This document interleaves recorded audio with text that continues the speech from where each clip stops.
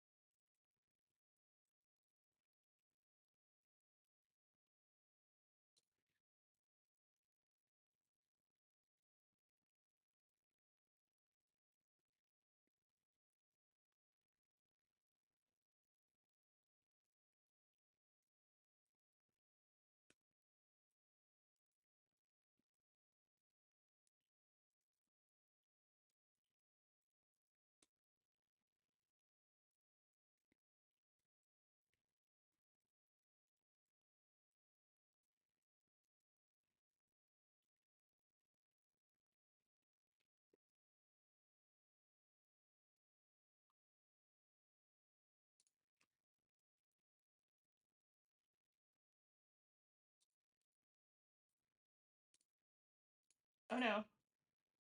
Can you type into chat? I may have messed up because I used an emote on OBS, so we may have to like restart OBS.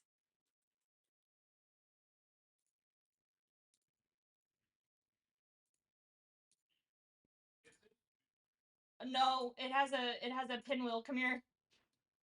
It's not responding. It's not. You tried chatting, didn't you? I tried to put an emote. It's not just chatting. It's the emote specifically that breaks it. Huh. I found this out before, and oops.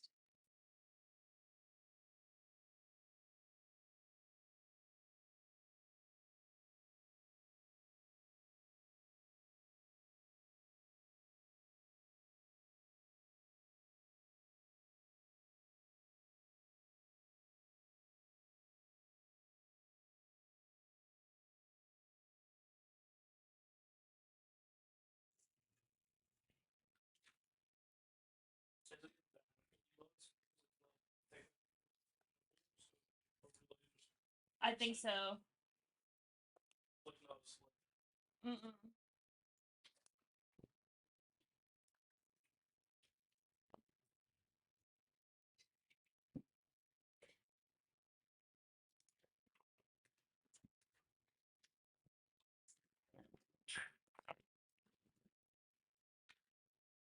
Okay.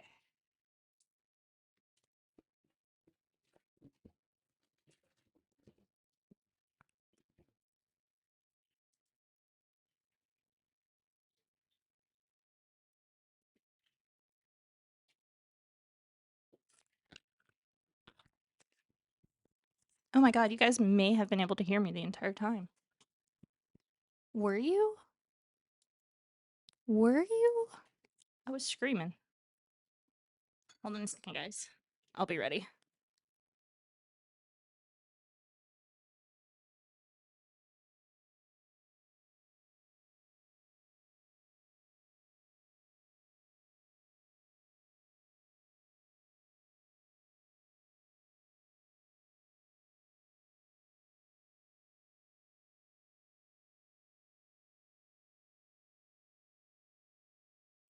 I was using almost all of that. That's why I left it there. It's like it's okay. It's okay. It's fine. It's fine. Hello, everybody. Hello, first time chatter. Hello, Vector. Mono. I heard everything. I heard everything. Do you want me to give you your space? Who, me? Yeah. What do you mean? Oh, yeah. We can go live now. We can actually go live. I don't know. Hi, everybody. What was going down? Oh yeah, it was OBS. When I put in like regular emotes, OBS decides it doesn't like it and it crashes every time. It crashed right before stream because I did the same thing. It's something you need to make. Well, lucky for us, we're gonna make homemade bone broth with this because I got bone marrow at the store. I'm so excited about it. I'm not gonna lie. I'm very excited about the fact that I got bone broth. Anyway, hello, welcome in. If you've never been here, I am Mom Noms. Oh, this got stronger. I'm a veteran chef of about 20 years.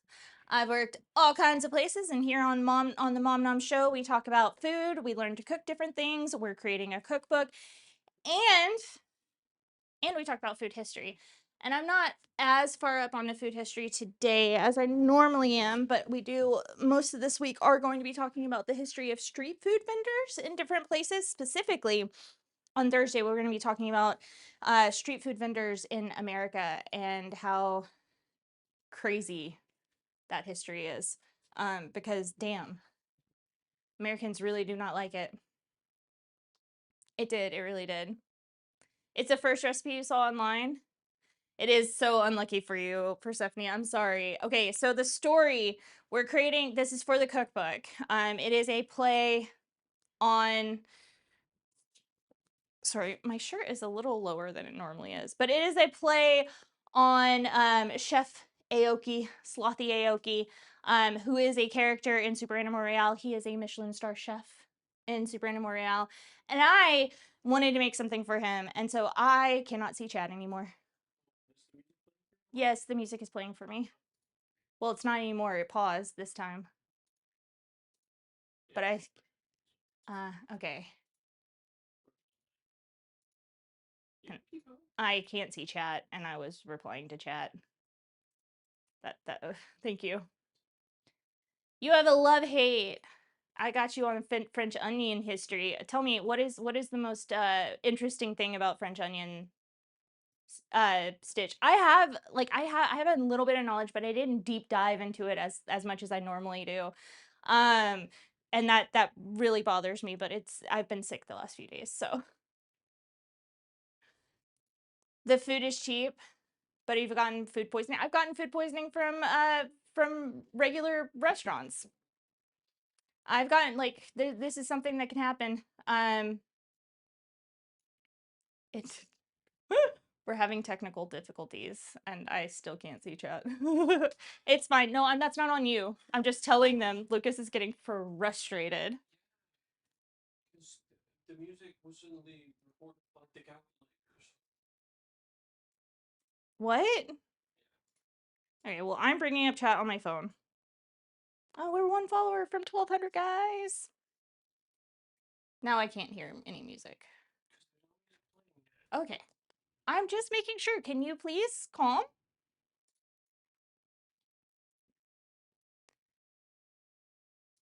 Thank you for having me answer the question yesterday. Hell yeah. The modern recipes is so far from the original. It's crazy.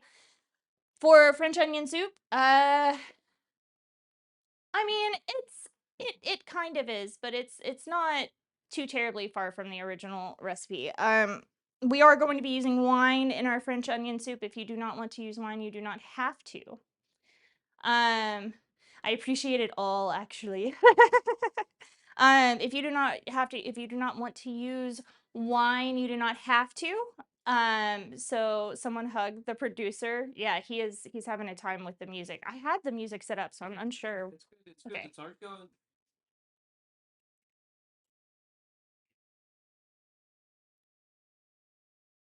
You don't have to stop the stream.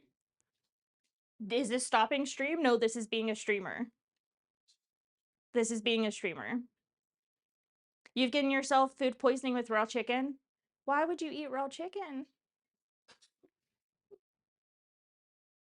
Oh, is how the onions tasted? Yes. Everyone is having issues today? Yes. Why did you eat raw chicken? Like that is you were just curious how it tasted? Oh my god. Ew. I couldn't. That texture would get to me. I can't even do like regular chicken right now.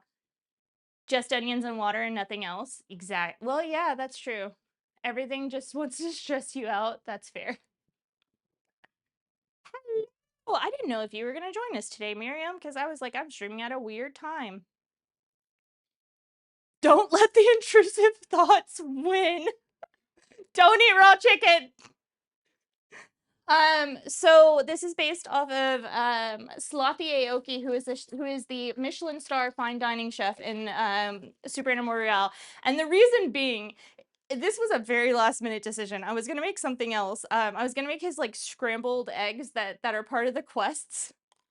But I went up to him to talk to him for a moment, and he started like talking about Heidegger and started talking about all of these philosophers and like how he doesn't know if he's real or not. Is he alive or is he dead? Is he real or is he not real? He doesn't know. And so he goes, for now, I'll just keep cutting these onions. Hi, Dolphin. Wasn't until it said that they started using bone broth. I bet you this one is actually in my history of food book that I have been studying a little bit.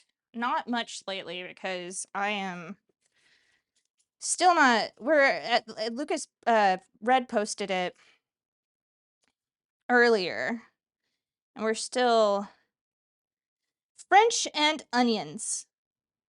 Page 69. We're going to page 69. French and onions. I love this book.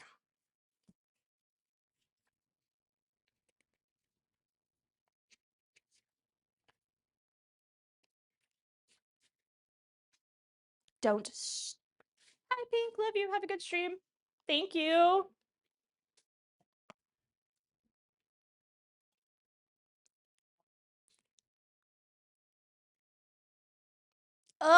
Okay, have fun in class. Ooh, that has gotten stronger. For a while, there was like a food trend that was literally chicken sashimi.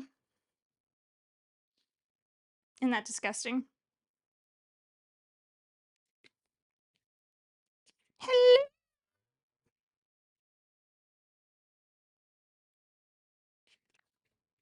This doesn't really dive into French onion soup, but it does dive into onions and why onions are important in French cuisine. Interesting. Okay. No chicken sashimi. Ew. Onion off soup. Y'all are so funny. Okay, but we did get bone marrow because it was on sale. And I guess that's the second reason I decided like we're gonna do French onion. Not only is Slothy Aioki having a full existential crisis while cutting onions, like my man. I get it, actually. I understand. Um he I got bone broth. Or I got bones to make bone broth. Are you okay? Yeah.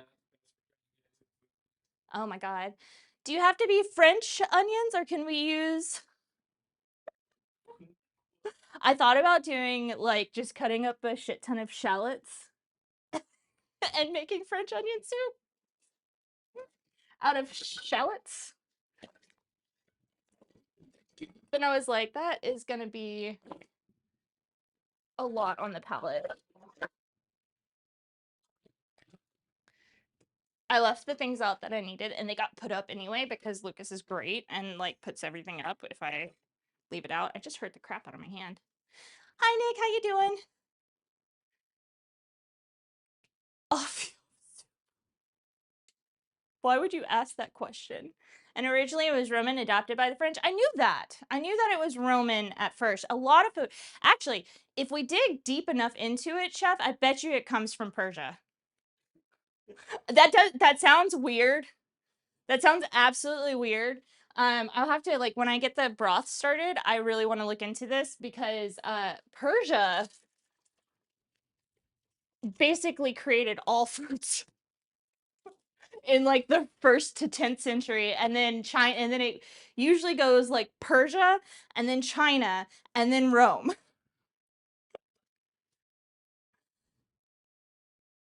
Why don't we call it Caesar soup? It is. Is it from Persia? Because if it is, I'm gonna laugh so hard. Because Persia has my heart right now with how much they've created. Like they accidentally created cookies in the 7th century because they baked a cake wrong. What? Why does everything come from Persia? All right, I'm using really crappy like produce that is about to go bad to just help make this. Get the food coloring off of my onion. Yes, I have food coloring on my onion because I have food coloring basically everywhere in here. Alrighty. We gotta make Caesar soup and Caesar salad for the Ides of March. Oh my god. Persians added the Gruyere and beef broth. That's hilarious. That is so funny. Everything comes from Persia, guys. I'm telling you. The Prince of Persia? Nah, the Prince of Food. All right. I will be a little bit more informed once I go to my archive and like bring out what I have already written.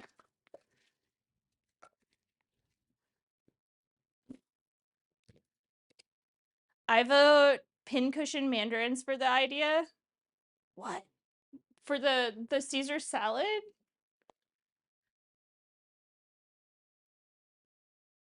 You serve it with 23 knives. You're insane. Prince of Persia was a dope game. It was also a movie, I believe, back in the day.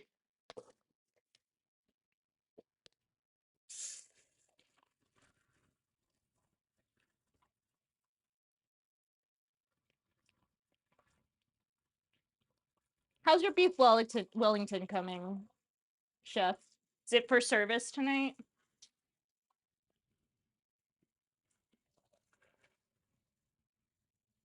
They made it into a movie. Question: how did you deal with burnout in the kitchen? I don't. I pushed through it. The only time that I've ever let burnout like seriously fucking get to me was this last time that I stopped cooking, and I like literally just stopped cooking. I had no inspiration, no inspiration, no passion, nothing. So I just stopped cooking. I became a marketer. That's how I dealt with it. I like switched my life up completely. Cooking at a lower temp. Oh my god, Nick.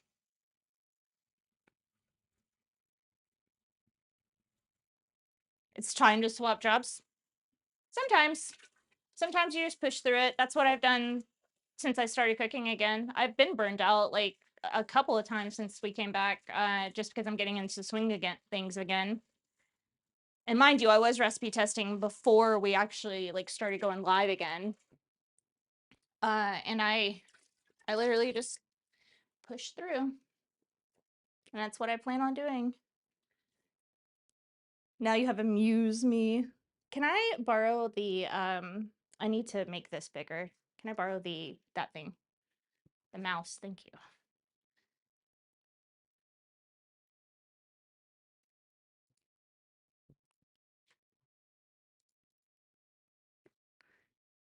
Get a CSA, you can't burn out because you have too many fucking vegetables to use. That's so funny. I used to get CSA boxes in California when I lived in California. Unfortunately, they're not as popular here in the Nashvillians places.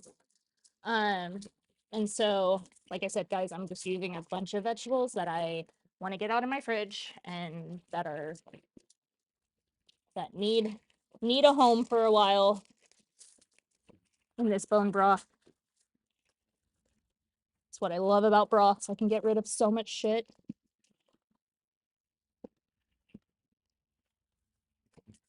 Yeah, I I don't think we could have a CSA box because my fridge is tiny.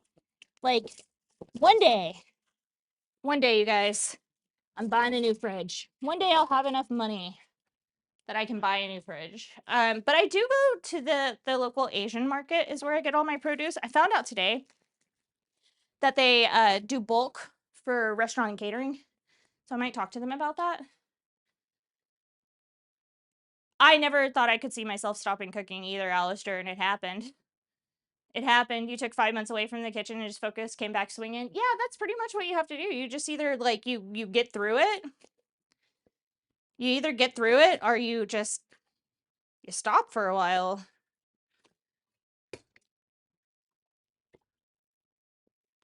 And I've done the get through it and I've done the stop. And honestly, me stopping for a while, I feel like I'm a better cook, like at least a better cook now than I used to be. I may have been a better chef, like doing chef things, but I'm a way better cook than I used to be. My flavors are immaculate. All right, bunch of vegetables into the pot. We're gonna toss some salt into this, throw in our bone marrow, and just let this boil down for a while. Oh my god! Can we not get under my feet, please? Can we not get under my feet? I do not want to hurt you.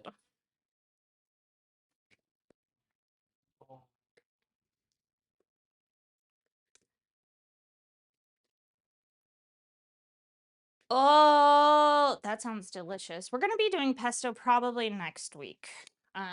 For our lovely Persephone, we're gonna be doing a pesto out of pistachios. Come over. Yeah, let's get in the car. We've done it once before. We could probably do it again. I'm gonna save a couple pieces of this bone marrow because I actually want to make a bone marrow dish. I have been craving bone marrow and I don't have the funding to go to a high-end restaurant and eat bone marrow. I was considering buying 2 bags yesterday of this and I decided not to, and I don't know why. Ride a train? Yeah, we don't have a train. Yes, I'm doing your pesto next week. Yes. Yes, it's what I do. It's what I live for, making pesto. Okay, so we've learned a little bit of the French onion soup. We've seen it from Stitch. You just made it before. No way. That's funny. I've been pricing out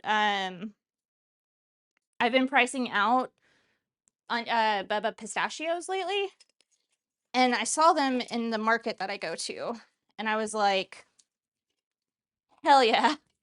Hell yeah. Because they were like $4 for a giant bag, and they're not cooked, which is something that I actually want. I want them unprocessed. And so look at this baby. Okay, look at the baby onion and the big boy.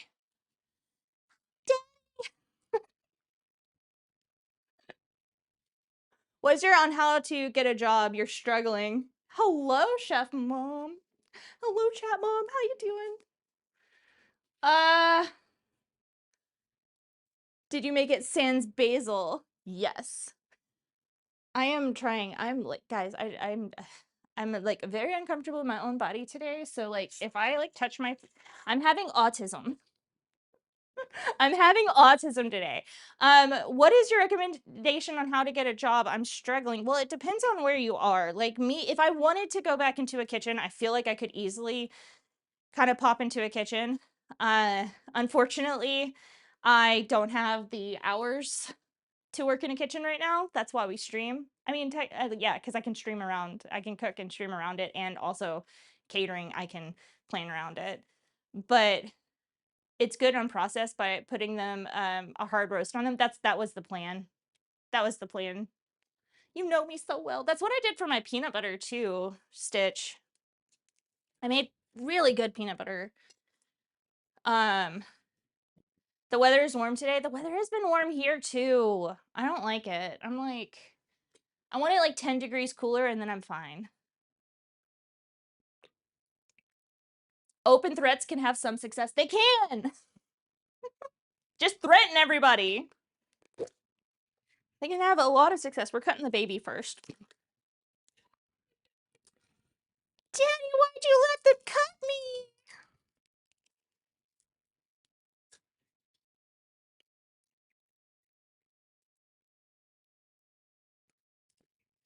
Mostly because it looks like it needs to be cut first. It does not look that good. Sacrifice the child. It's Lio Spring. But mostly what you want to do is kind of get your resume together. And for cooking, I especially say like go into restaurants and say like, "Hey, I'm new. I'm new to cooking. I'd like to work at this place and give like do research on the restaurant, give good reasons why." You know what? We're doing a lot of this today. We're gonna go cleaver. If I can find my cleaver.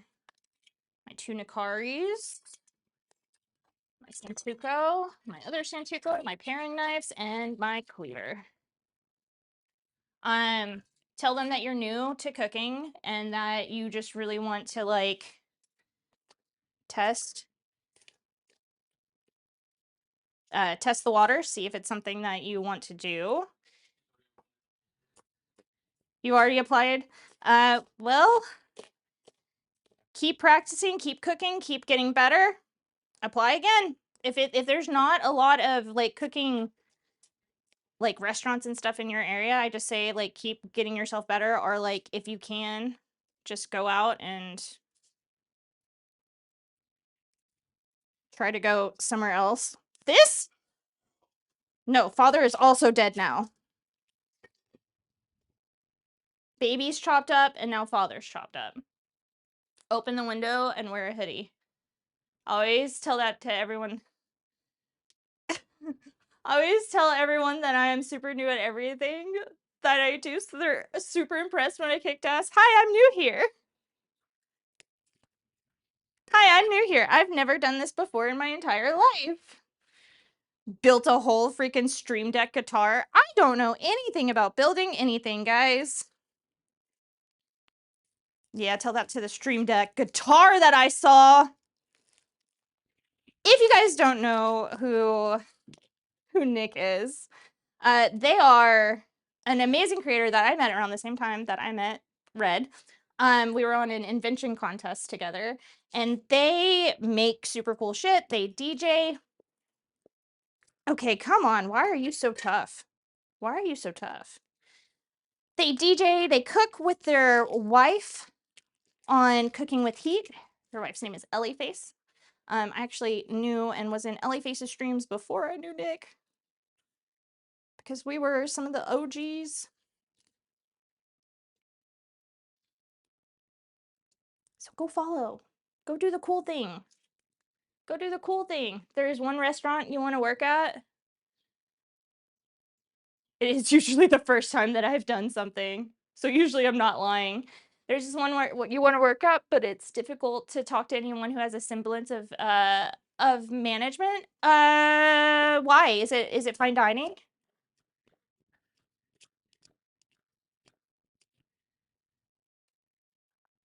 And why do you want to work for it? Like, give me your pitch. Tell me why do you want to work for that restaurant? Give me your pitch.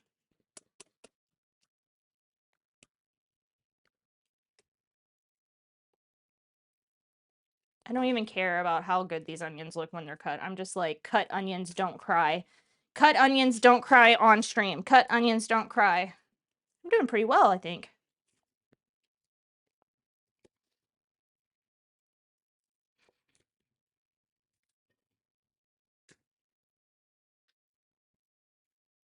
It's Rainforest Cafe.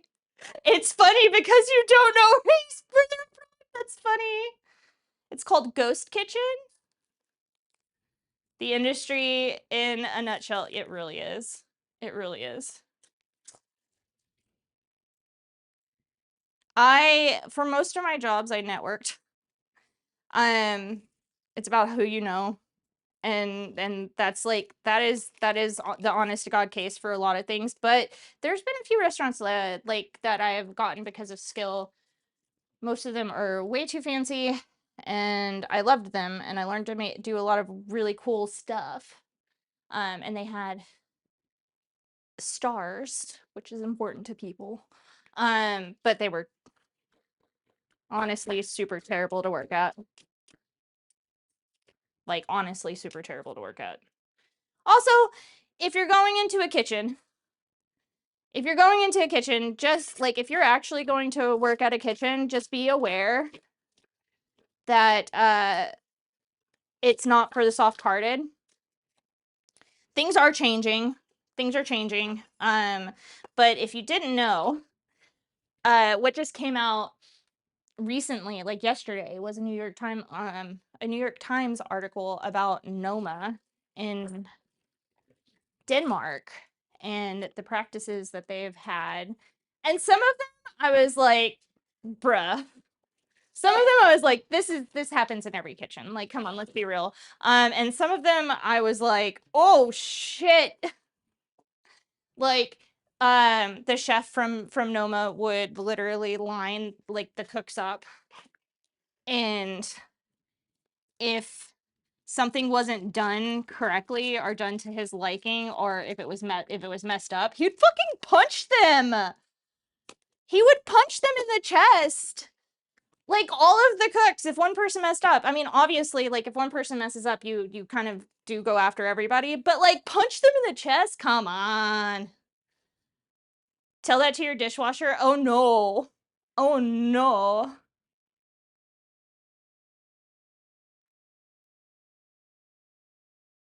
What is your dishwasher, is it a softie? Is your dishwasher a softie?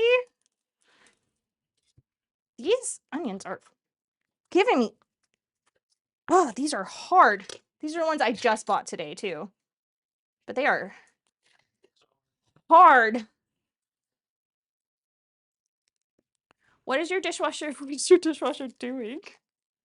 Also, be aware, Alistair, that if you go into another thing is if you go into a kitchen, you start from the bottom up if you don't have any like on-hands experience. So they might make you do dishwashers or like dishes or like bussing or prep or things like that before you can get on the line. It's a road. It is a road to become a chef. The Noma book is amazing, and it is a great play. Like, it is like it is something that helps with your resume if you want to stay like go into the Michelin star realm. I was offered a job there after I was at the French Laundry, and I'm really happy that I was like, no, I cannot work in Denmark right now. I couldn't. There was no way. I can't work in Denmark because 100% there's two things that would have happened.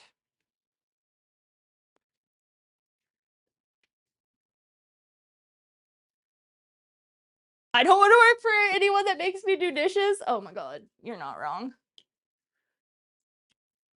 You're not wrong. I hate dishes. One time our dishwasher, like we had at one of my restaurants, we had to fire our dishwasher because he was doing shady shit. So like all of the chefs and cooks and stuff basically had to jump in to do dishes, and I was so mad.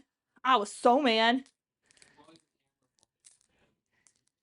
He refused to come get stuff on the line because he quote said it's not safe. What the? Don't work in a kitchen if you don't think it's safe. You're gonna get hurt in a kitchen eventually. Like, if you work in a kitchen long enough, you're gonna slice your hand open, you're gonna get burnt, you're gonna do something.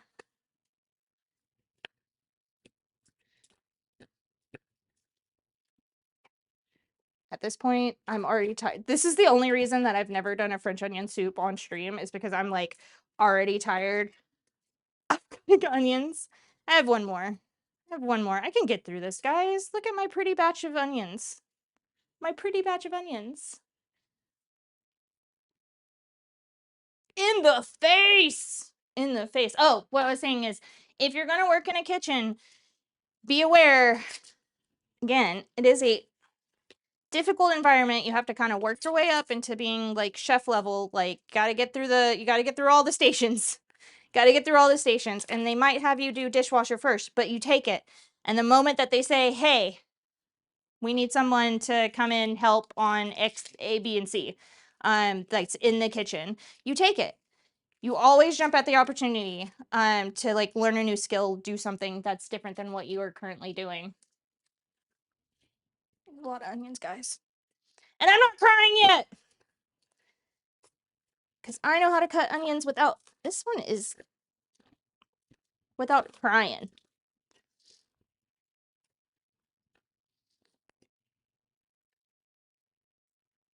I'm almost crying though. I've cut enough onions that I'm almost crying now. Mostly my nose is running.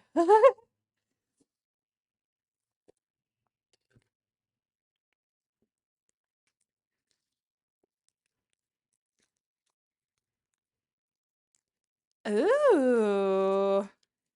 Yeah, it's a lo-fi. I do lo-fi covers of like my favorite music, basically, on stream, because like, it's one, I know what songs are playing, and two, like, it's not disruptive to me talking, because most of the time I'm talking about like food history and culture and stuff, and I feel sometimes it's kind of you know. I'm gonna go ahead and toss this. I need to find this. I just started singing along. Yes!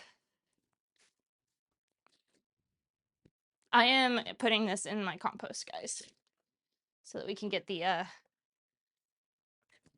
things that make my nose water. Hi, cop. I don't know if you guys can hear me.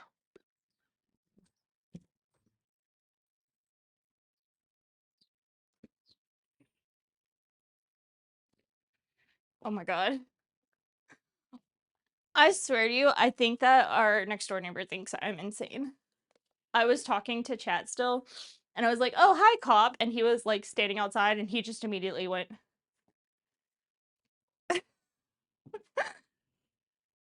yes. Super excited about this broth, not gonna lie. Okay, now it's the fun part. Let's break these down. You were listening to that album this morning? Nice. Light a tea light on top of your board. You also don't have to, like, if you don't cut the end I don't have an onion on me now. I have more onions. If we want more onions, I have more onions. Just in case we need more onions. But, if you don't cut the top piece a certain way, then you don't release the chemical that causes the eye burn. Now's the fun. Just wear swimming goggles. Hell yeah.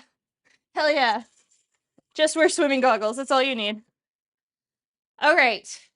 My mound. My mound. But yeah, like, I don't deter people. If you want to get into cooking and you want to be a chef, fucking go for it, dude. But like, it's a lot of work and it's a lot of pain. Like, a lot of pain. I know that sounds weird, but it is a lot of pain to be to be a chef at a restaurant. Like, you are always working. You are always tired. And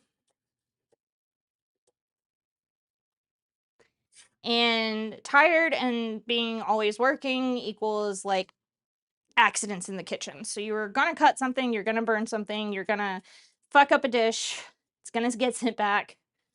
You're gonna have to learn to like roll with the punches. You're gonna have people who don't put in orders correctly that you have to redo over and over and over because like someone else is not doing their job and you're gonna get the blame for it because you're in the kitchen, you should know. And for some reason, front of house is always prioritized over back of house. You're gonna have some really shitty chefs that you work under. You're gonna have the ones that beat the shit out of you. You're gonna have the ones that yell at you. You're gonna have the ones that don't give you days off ever. It's a terrible like, and that's not to like, I'm not being like this is like the norm, so it should stay the norm. But I'm giving a forewarning to anyone who wants to cook in a professional kitchen because like all this shit that's coming out with Noma, the only thing that like slightly surprised me was that he would line everybody up and like donkey punch them basically. And I was like, damn. I was like, damn. The rest of it, I'm not surprised.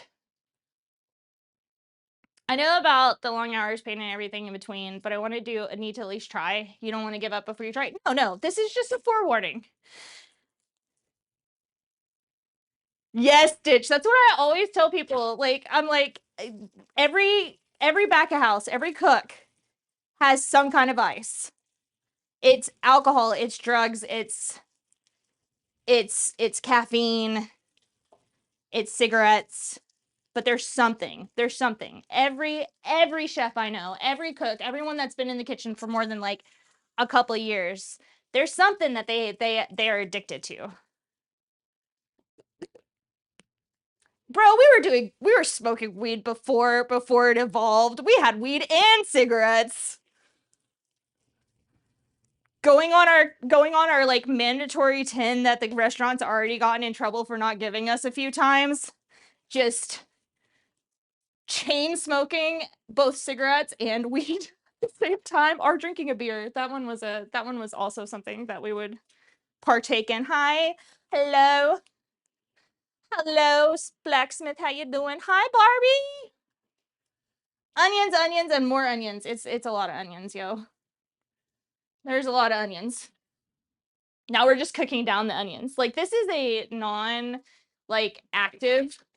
This feels to me like a non-active stream because most of the time we're just making the cooking down onions and cooking down the broth. I'm gonna pour myself some wine, not to drink. I should have bought another bottle of wine. That's what I was thinking when we were on our way back. I was like, damn, I'm gonna use this wine for this food. Not all of it, but some of it. Shot? No, I'm not taking a shot. Lung problems running your family? This personal experience? It's like 1 o'clock. I still have work to do after streaming, okay? I still have so much work to do after I stream that it's not even funny. I also took days off for being sick. I did some work yesterday, but not enough. Not enough at all. Free After Dark stream included, but no. No.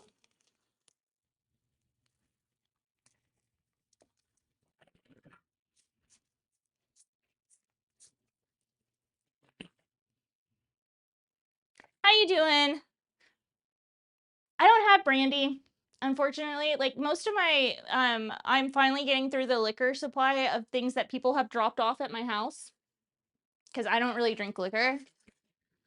Um and I think brandy was one of the first ones gone. I thought about maybe like a really nice deep bourbon to like, because it's gonna be just off of the traditional French onion soup because it is going in the cooking like the cooking book. It is going in the cookbook, so it is gonna be just off what a normal French onion tastes like. And I'm trying to think of what Slothy Aioki would put in it. He'd probably put more alcohol in it. He'd be like, you know what? Alcohol. Take the shot.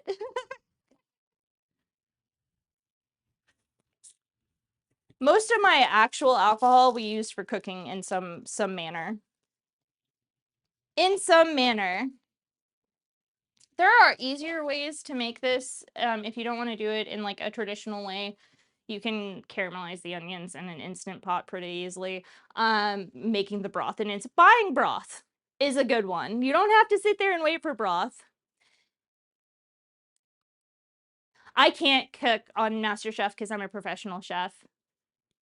And MasterChef is for basically like home cooks or like influencers and stuff like that nowadays, but it is not meant for people who have been in the kitchen for as long as I have. And I'm really like we're gonna do some competitions. We have a competition coming up next month. For a southeastern food chef championship in Atlanta. That one's gonna be fun. I'm gonna try to stream it. I have to cook with coffee, or not coffee, chocolate. I have to make savory dishes with chocolate. I'm excited about that. I love making savory dishes with chocolate. But I'm super big on competitions. I like the slowness of like teaching people how to cook and how to like to appreciate their food, not like some, I don't know, some of those dishes that come up in competitions, I'm like, are you sure that tastes good? I saw the ingredients that went in that. Are you sure? Which Gordon Ramsay one? I would do Next Level Chef because the things I could do in the basement. The things I could do in the basement would be wild because I've had some kitchen jobs with the shittiest equipment in the world.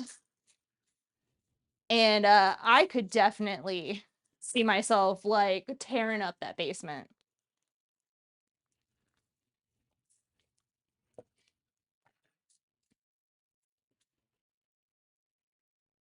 But that's pretty much the only like actual TV competition that I could see myself doing. Chocolate rice. There's so many dishes that you can use chocolate in because chocolate has a very, like, to me, it's a more neutral standpoint, even though we put it mostly in desserts. It has a very neutral standpoint. You think it's Next Level Chef? Yeah, I would do Next Level Chef. But more than that, I would like to just have an actual cooking show. Hello. Lurking while you adult. Have fun adulting.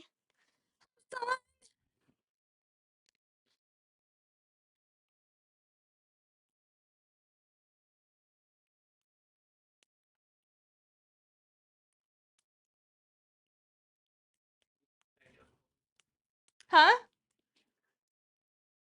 What? Yes, I will throw down with you, chef. Like, I really want to cook with you. I'm not gonna lie. Like, how about we open a restaurant?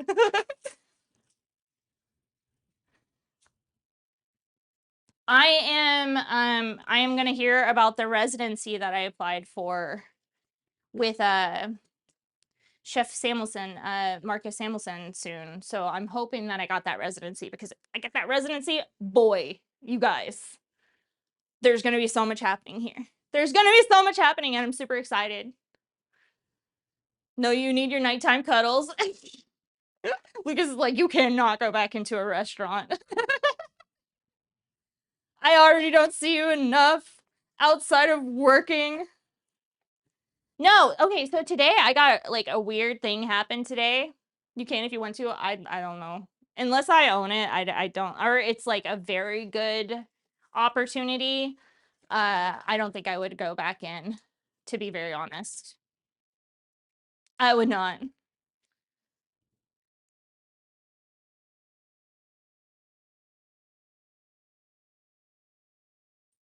Ooh, although onions were plentiful and affordable to the poor, a medieval recipe in La Média de Paris, published in 1393, included among its ingredients ginger and saffron.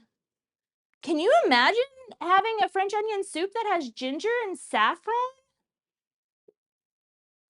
If you open a restaurant, I'm flying to America the same day. Bitch, it would not be in America, probably. Sorry, didn't mean to call you names. I'm trying to get out of America. One of my old bosses from when I was a video game, exclamation point cat, if you see the cat. One of my ex-bosses from when I was a video game marketer from like 4 years ago now reached out to me because he and the old CEO of that company actually opened up a consumer packaged good product in Japan. And I'm like, get me to Japan. Get me to Japan. Sorry, he was about to cut his tongue open on the knife that he was trying to lick the onions off of. That sounds kind of good. Yeah. He does the food that they're processing is like a matcha peanut butter, which sounds pretty good to me. That sounds pretty nice to me, actually. Anyway, yeah, so apparently in 1393 there was a French onion soup recipe that came out. I really want these these cookbooks from like the 1300s and stuff. I think I at some point when I have money, I'm just going to collect the oldest cookbooks in the world, because you know these things are going for like thousands of dollars if they still exist. You want to stage at my restaurant? I am a mean chef. I'm not. I understand. I understand like when things happen, but when we're down to it and I see someone pussyfooting away like around, I'm quite mean. You'll regret that. Yeah. Friends to me, like if I'm running a kitchen, we can be friends after service, plenty fine. But if you're just I learned the hard way that if you let people walk over you, because I am a female looking chef. I've always had a vagina. Um and not saying all, but a lot of men don't like that. They really don't like you to have a vagina in the kitchen unless you're cooking for them at home. And a lot of my chefs that I worked under were exactly that way. There's a few exceptions, but they were that way. I have a vagina, therefore I'm a worse cook than you.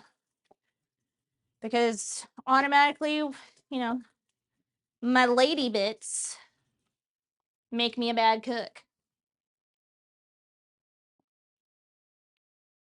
If you're mean or not, I'll work hard. Thank you.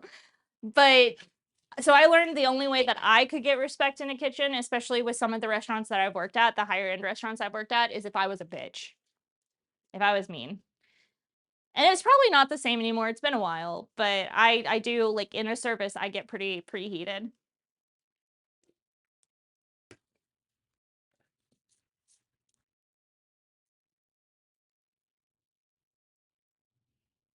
Caramelizing onions takes forever.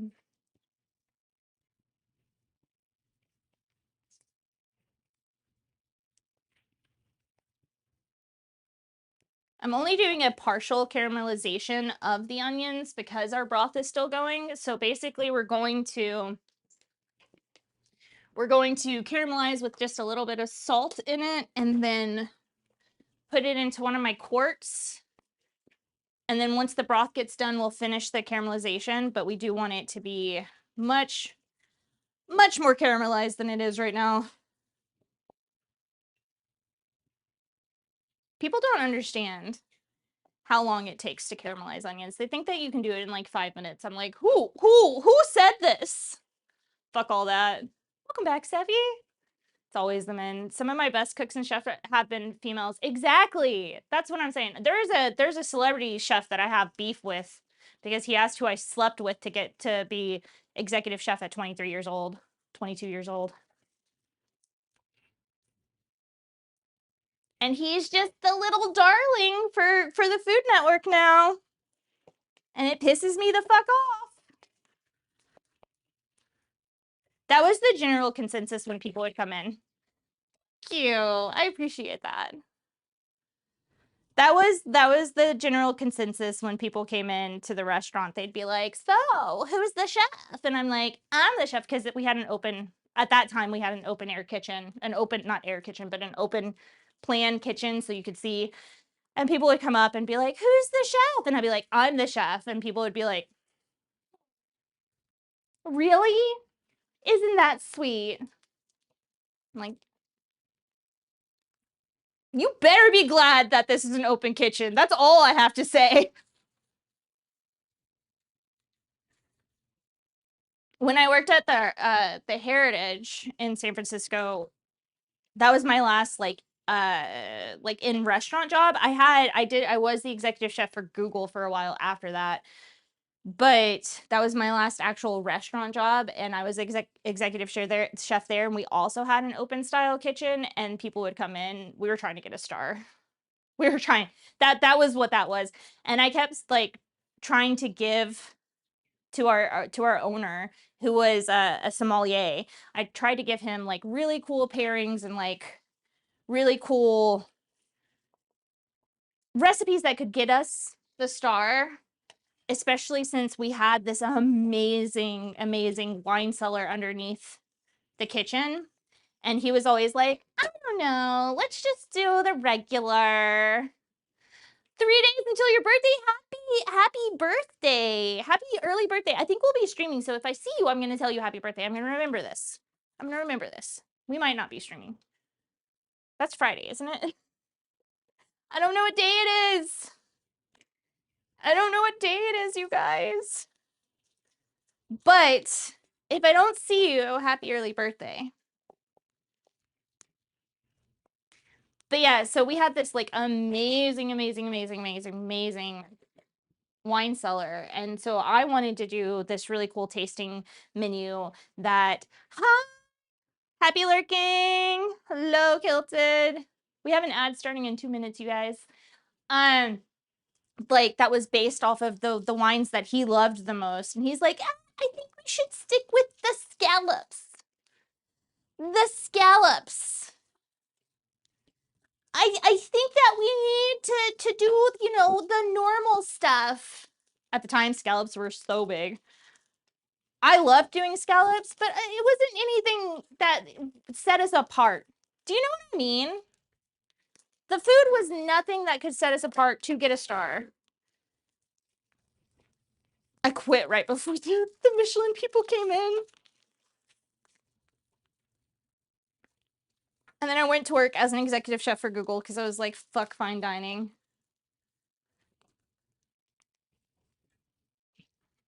Which Google was still fine dining in a weird way because we had to do all kinds of like just strange events for the Googlers, as we called them. Whoa, this broth is getting good, guys. It's getting real nice. Real nice and deep. All right, so let's put this in. We'll finish the caramelization process after our broth is all the way done because I'm going to use the broth to continue caramelizing it. This whole house is going to smell like onions.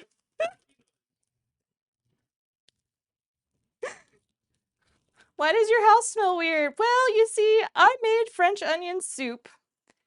I think that I've been thinking about it. I think Slothy Aioki would definitely pull the whiskey out for this dish because he is devastated. He does not know. He does not know. What are you still editing? He does not know if he's real or if he's gonna get eaten or anything that's gonna happen. So he would definitely do that. Nice. Let's start my next batch of onions.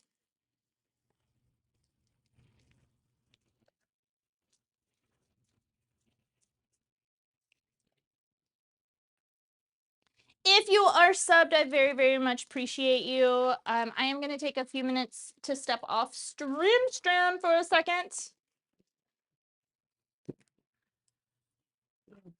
Onion smell. Everywhere. There's onions everywhere. But hey, at least cooked onions smell good. It's the raw onions that are crazy right now.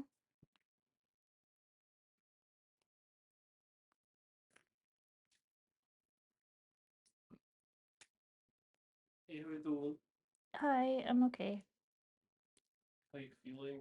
Does the congestion thing help during stream? A little bit. Kilted, I'll answer that in a second. I do. I have Julia Child's The Art of French Cooking. I cooked through it. You are subbed, Alistair. You subbed on the last stream on Friday, Thursday, whatever day. They're in the Discord. People can now fill in the form if they're so you can announce that. Oh yeah.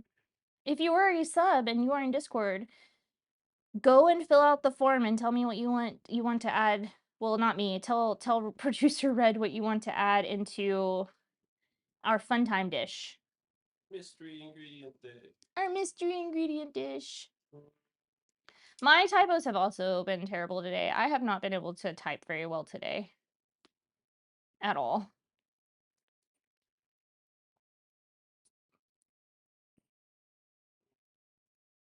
There's about 50 seconds. What are you? I smell it. You are so in shot for all the subs.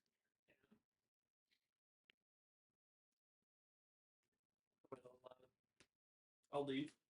No, I didn't say anything. I just said that you were, because usually you hide it when you go back. I know, but I have to straighten out the camera.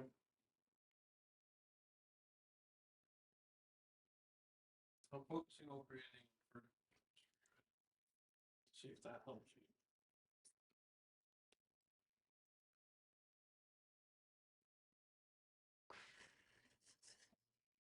French onion soup. Okay, I understand why Vivian texted me just now and told me why. You already forgot? So it was a surprise for you? That's so funny. That's so funny. All right, I believe everyone is back. Hello, welcome in. There was a question to the non-subs. If I have Julia Child's French cookbook, I do have The Art of French Cooking right here.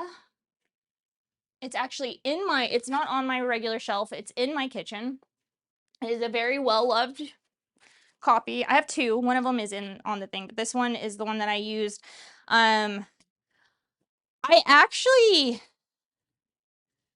turned the Art of French Cooking into Instant Pot recipes for people who wanted to quickly, during the first part of the Instant Pot craze when I was still in San Francisco, I made all of the dishes that I could do in the Instant Pot so that people could learn that they could have really good food in the Instant Pot. For the people who are like, but I don't have time to cook, so I'm gonna eat out all the time. Is it worth getting both of them? I don't see why it is. I love Julia Childs. She is definitely an inspiration for me when it comes to this stream. When it comes to the cooking show, Julia Child is a huge inspiration because that girl, she never cooked a day in her life. And then she went to France and was like, well, she cooked, but not like, she didn't know the proper techniques of cooking. And she was like, I'm going to be. Volume 1 seems the most readily. It is the most readily available. I don't have the second one. I'd like to look at it. There's a few recipes in it that I would love to try eventually, but you know, cookbooks cost money. Mom noms don't have money. Mom noms has enough money to feed you guys. That's it. Hello. That didn't come through on my headphones again. That's really weird. Oh, cool. Thank you. No, it's fine. I can't see again. Chat. All right, so what we're gonna do for this next part is I am going to use a nice bottle of whiskey, of scotch probably. Let's do scotch. It's got to come out of a box, guys. Oh yeah, this is the one that I usually cook with because it's the one that's most gone, and I make tea with this one sometimes when we're feeling sick. We're going to, I actually received these for free. Cookbooks are so expensive. You definitely need to try more Canadian food. I want to. We are going to be using this to put into our into our onions. I've been trying to figure out how to make this just slightly different than a traditional French onion so that we could get a Michelin star French onion soup, because Chefy Aioki has a Michelin star. Slothy Aioki. I'm just gonna always call him Chefy. Chefy Aioki. Stir this. But yes, I love Julia Child. Definitely an inspiration when it comes to talking about history and cooking, because that woman just like kind of put on her, in a very male dominated world, she put on her cooking clogs one foot at a time and said, I'm doing this. And while she didn't work at a traditional restaurant, she did inspire. No, they're not kilted. They are in Africa. She did inspire so much of what we learned in America. The home cooks learned in America about cooking, and I very much appreciate that, because I think everyone can learn to cook fantastic food. There's just some basics you need to know. Because there's so many people on the internet right now that are like, I can't cook. And then we have like RF fucking K or whatever his name is on spewing lies saying that most Americans don't even own pots and pans. And I think that we need to kind of put a nail in that coffin, so to say. Bookfinder.com. Ooh. Worm brain. Yeah, he is a worm brain. When he starts coming into food stuff, I'm like, shut the fuck up. Do you know that meme that's just like the slap and it says shut the fuck up? That's how I am with him. I'm like, this dude needs a serious reality check right now. Fight evil, guys. Read books, even if it's a cookbook.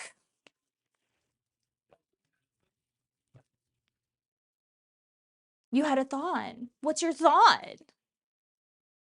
That's how I feel about anything health related. As chef, Gusto says everyone can cook. Yes, everyone can cook. I don't think he would. He's out of food now.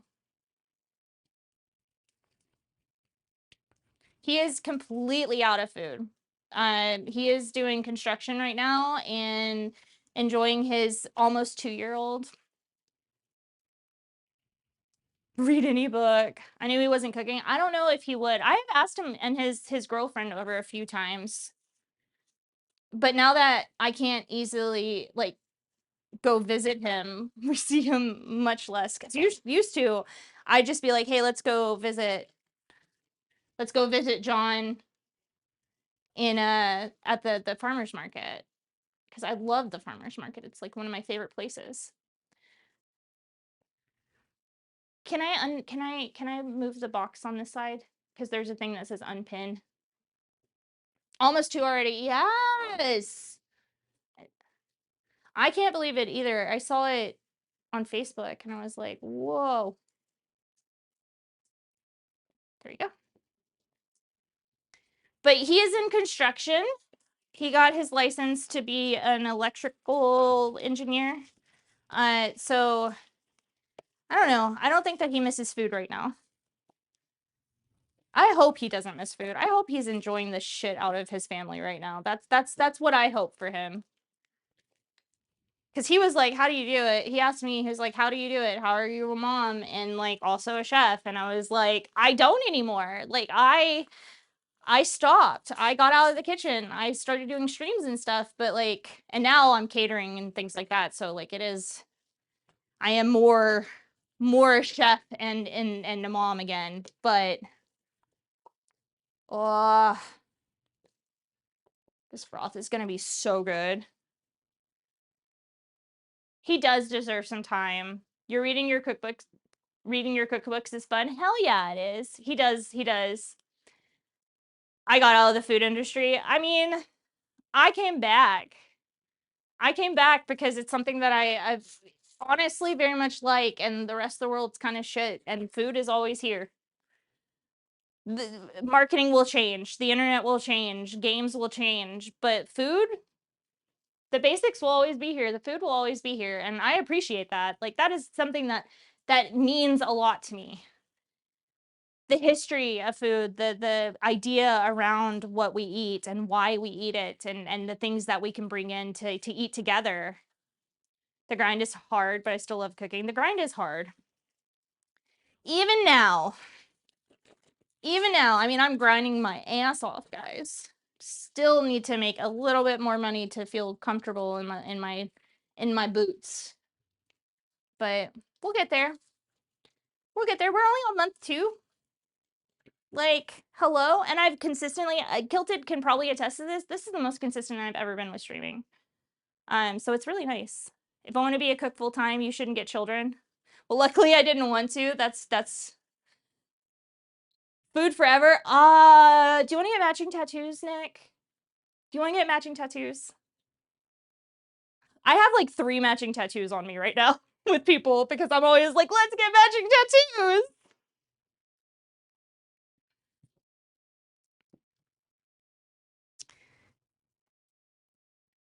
That's so interesting that they added ginger. I really want to know what ginger would taste like in a French onion soup. I bet it's good. Saffron, I can see. I can see a saffron being added into an older recipe, especially if they wanted, the thing that we always talk about, you could do them.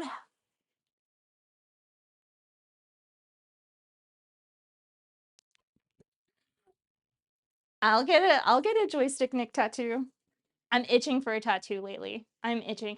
Saffron, I love saffron. It is so expensive though. And a lot of the stuff that we talk about when it comes to food history is the idea of poverty food versus royalty food.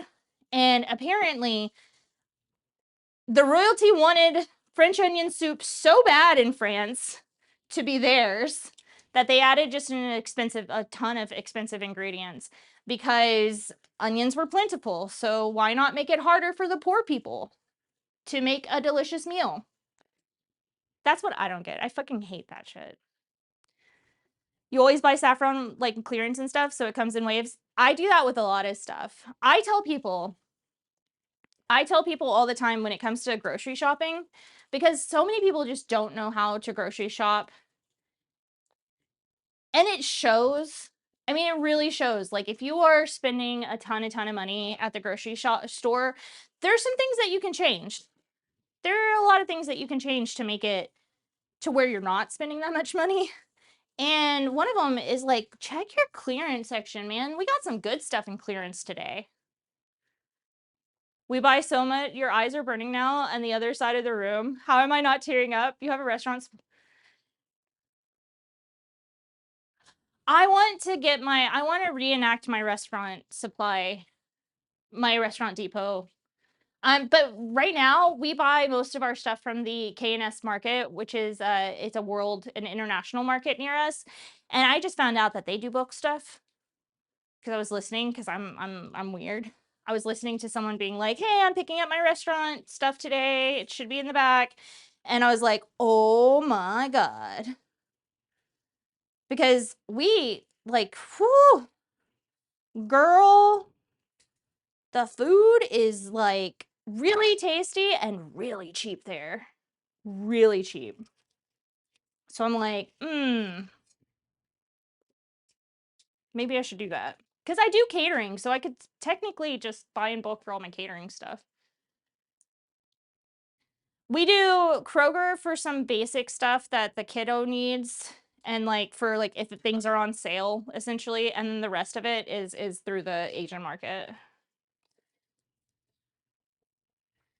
Okay, we're gonna have one more like half batch after this of onion. And then all of our onions for the fridge onion soup will be done. Well, they will be halfway done. I still have to caramelize them the rest of the way when I get my broth. When I get my broth finished.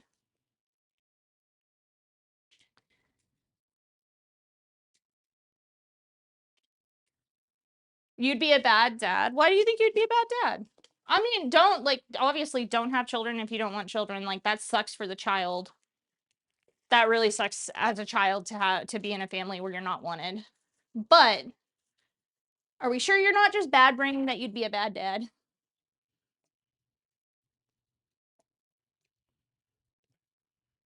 Yeah, these onions need a good 20 minutes afterwards. And now I'm back after picking up your CSA. We got more beets, and this time they're golden. Whoa, yum. I would totally do that, except for Kroger is 5 minutes away. The Asian market is 30. They're right beside each other. Well, okay, to be fair, there is a Kroger that is 5 minutes away from us that we can walk to. But we just make it, we go for grocery shopping days if I don't need some random, because we use the Kroger beside us for random ingredients that I just didn't think to get, or wine, or, you know, that kind of stuff. The one, but we go, the Asian market is 15 minutes away, and right beside it is a giant Kroger, and it's great.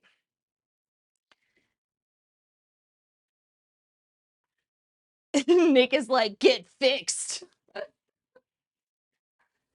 All right, so the wealthy included things like ginger and saffron into it so that poor people couldn't make French onion soup anymore.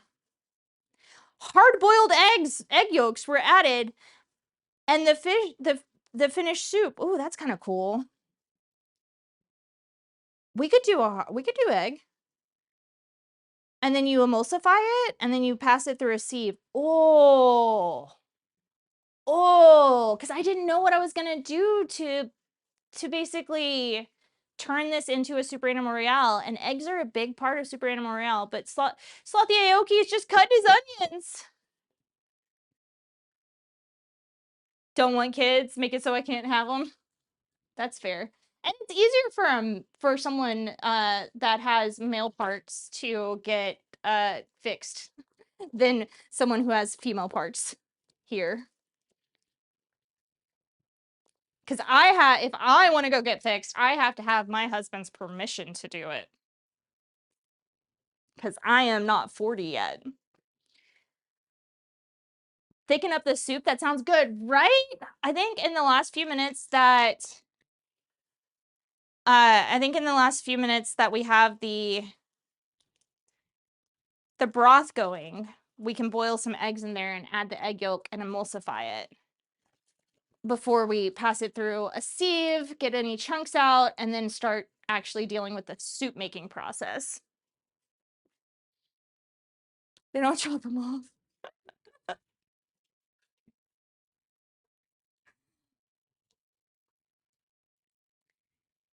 They cut a tiny bit into your tubes. Essentially, they do the same thing when you get your tubes tied as a someone who has female parts. This is a weird thing to talk about when you're cooking. I love it. I love it. Okay, so they would either add egg yolks or they would add ginger, saffron, and some other really expensive seasonings in the 1300s. And then we next see it in 1873. It was introduced to the royal court of Versailles in the 18th century. Oh my God, let them eat cake.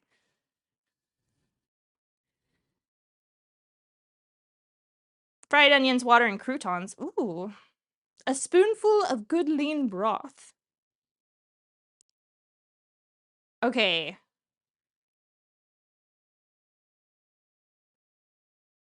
The 1800s apparently were the time period for French onion soup because it migrated from Rome to Paris to England during that time period. And in England, it was just called an onion soup. It was just called the soup of onions. And they served it at a specific dinner club. We need to bring dinner clubs and supper clubs back. That needs to be a big thing again. That needs to be a huge thing again. Are your eyes still watering, Lucas? Okay, good. I'm sorry. My eyes just don't really water when it comes to cutting. Like, I don't cut the stems, and I just kind of go for it. I haven't had watering eyes of cutting onions. I think I was trained out of this when I was working for a German restaurant because, man, I was a line cook and there was a lot of onions. There was a lot of onions.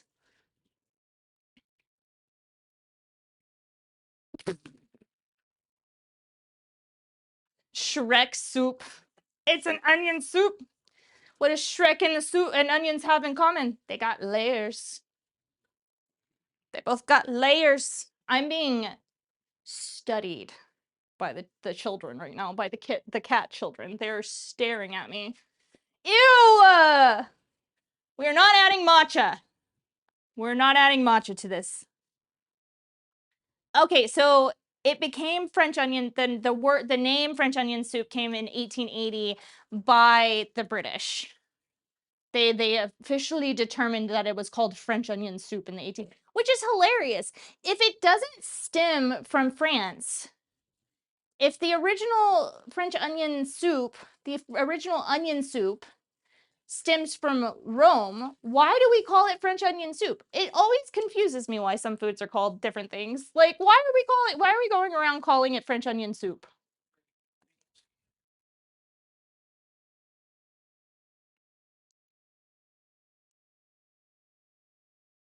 Okay. I did not do as much research as I would like to do for this, but again, you guys are gonna have to like bear with me while I am still like feeling kind of crappy. Actually, the heat is making me feel some kind of way right now. Sip on my drink. The French popularized it? Kind of. No, I don't need that. It's not an external heat. It's an internal heat. It's like German chocolate cake might be I named German in Texas, not a German. Yeah, that's fair. That is very fair. But apparently before it became French onion soup, it was just called a soup of onions. French are greedy. See, French fries. French are greedy. The French made it popular, maybe. It seems that it was popularized before the French got a hold of it, but because the French are fancy, what is considered fancy as far as the culinary world goes, they called it the French onion soup because it sold better. It's always about money. It's always about money with food. Dishes are considered poor because like they have poor ingredients, but no, like take those poor ingredients and add some saffron and boom, you got a fancy French soup. Onion slop wasn't marketable. Sorry, sticky onion slop.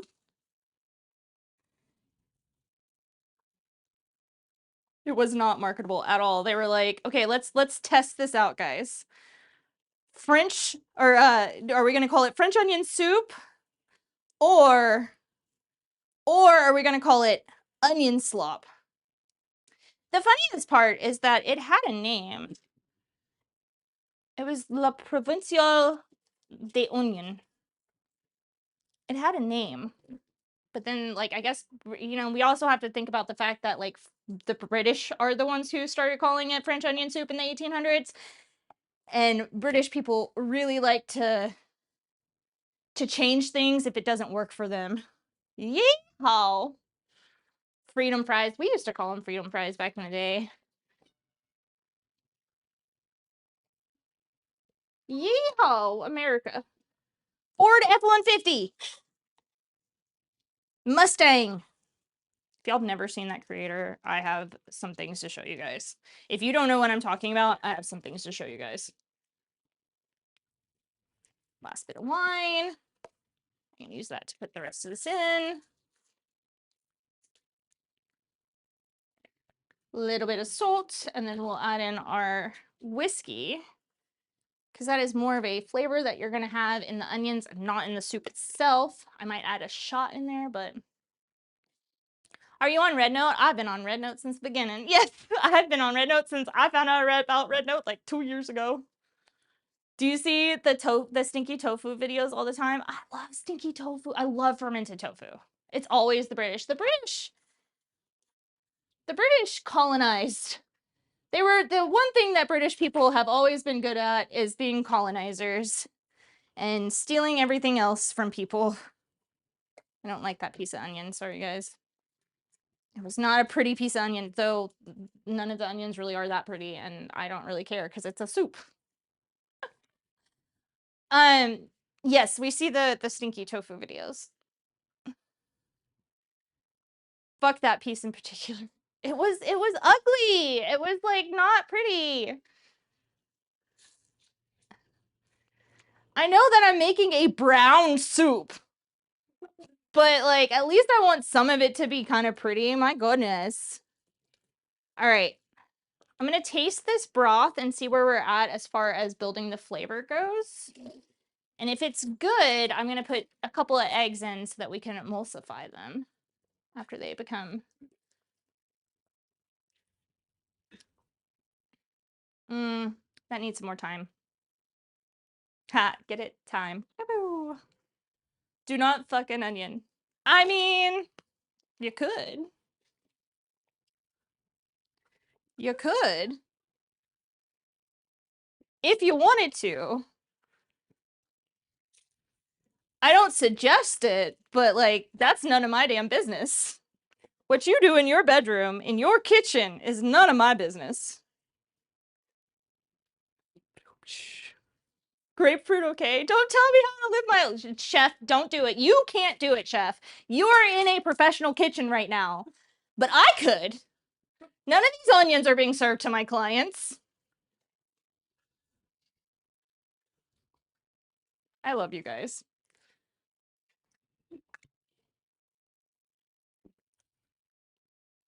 I love that we're going to talk shit about the British. Way more this week. Because we're going to start talking about street food vendors in America. Well, we're talking about Korean food vendors tomorrow and the history of Korean food vendors, which has a lot to do with America. Like how things became shitty as far as their street food goes. It has a lot to do with America and the Korean War.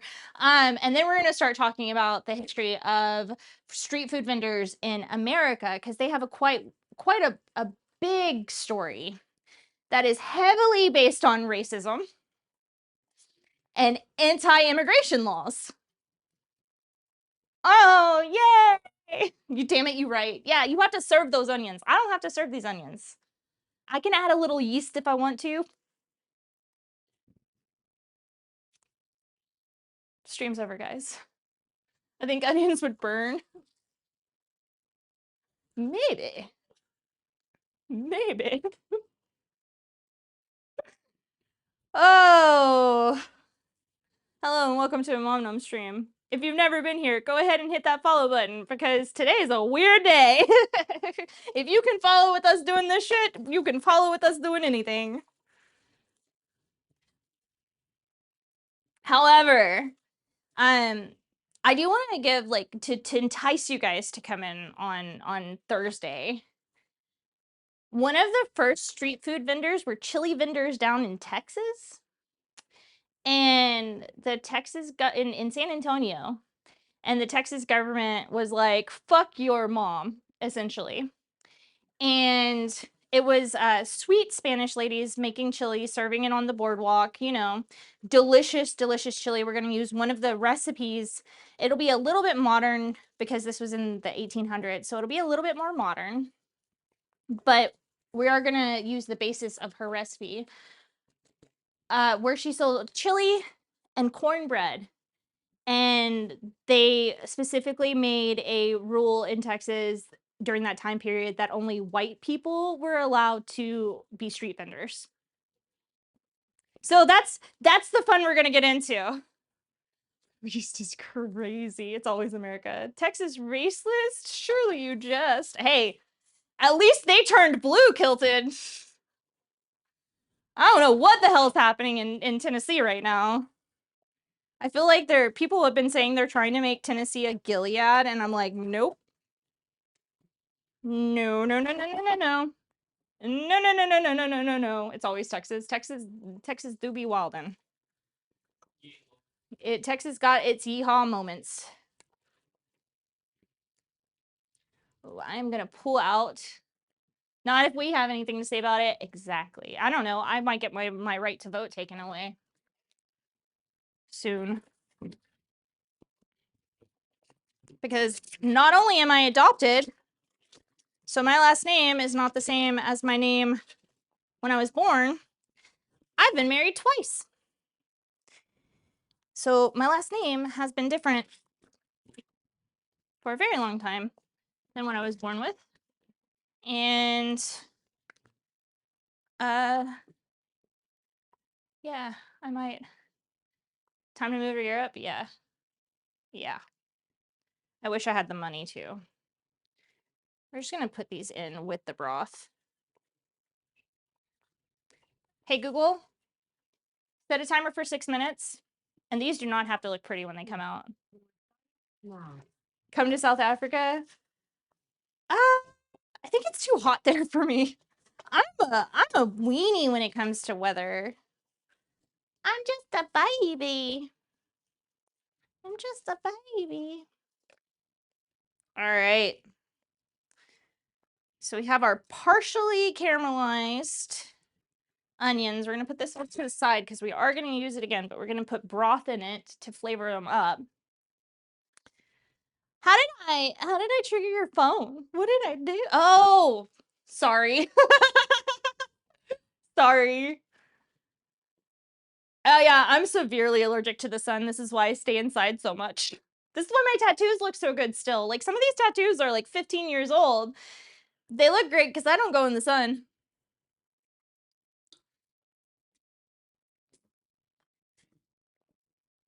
You do that to people all the time. That's hilarious.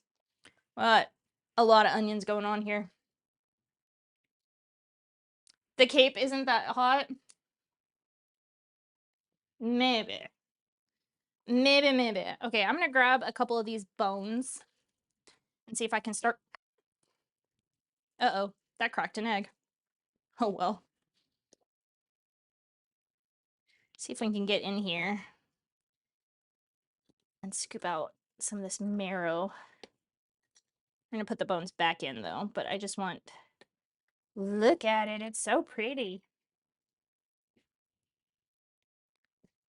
It's so pretty.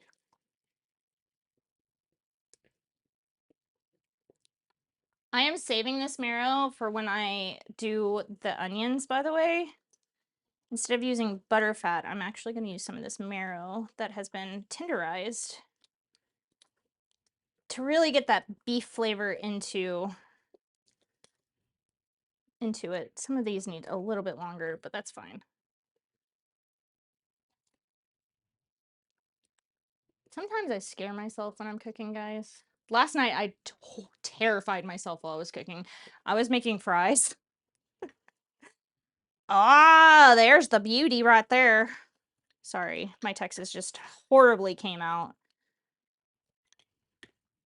I was frying up fries because I was making a capsulon, and I was in no way, shape, or form should I have been cooking at that time period, but I was,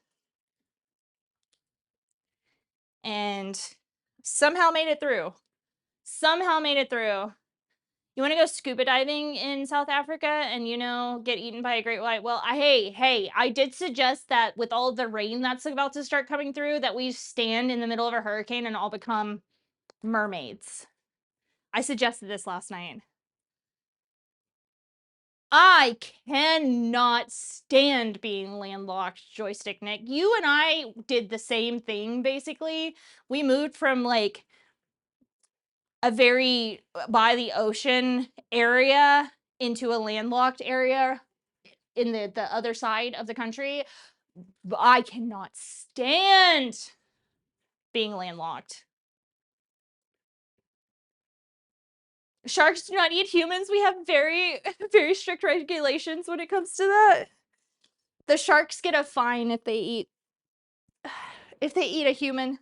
They get fined like thousands of dollars so that they don't do it again. Or do they get like the President of the United States treatment? I'm missing the sunset over the ocean. Yes. Same. And I just miss the smell of salt water. I miss the smell of salt water so much. It was just such a good feeling. I got a good feeling. Yes.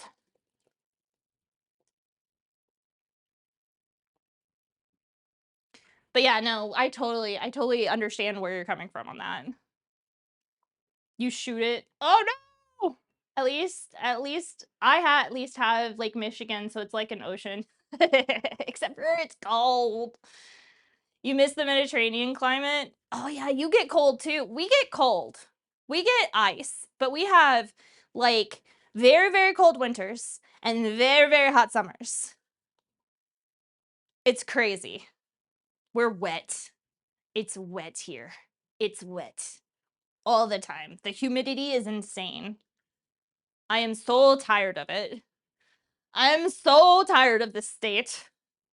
And the person who let you scuba dive and is going to prison for life for murder. Oh no. Oh no. But what if he goes scuba diving with us and we all just die? I'm just kidding. I do not promote this. Twitch.tv. I do not promote this at all. That is not who I am. It's just been a hell of a week, okay? Okay? You can't blame me. You cannot blame me for this.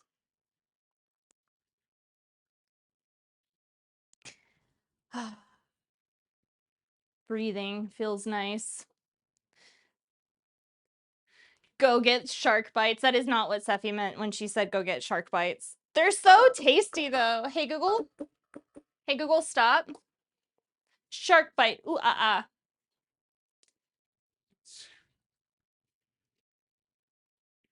The Goosebumps book title, Scuba Die. All right, we'll take our eggy weggies out of here, and then I am going to go ahead and...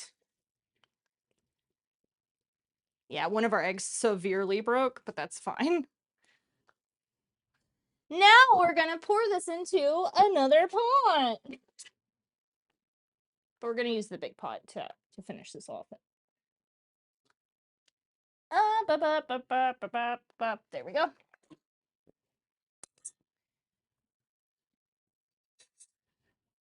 The shark goes to prison. Just imagine like a shark showing up to prison, just like, hey guys, what's up? What's up? I'm here. Yeah, I'm doing hard time for murder.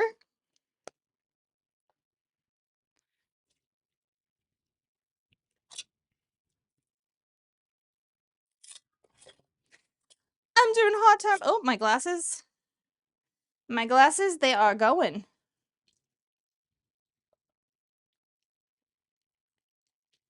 Yep.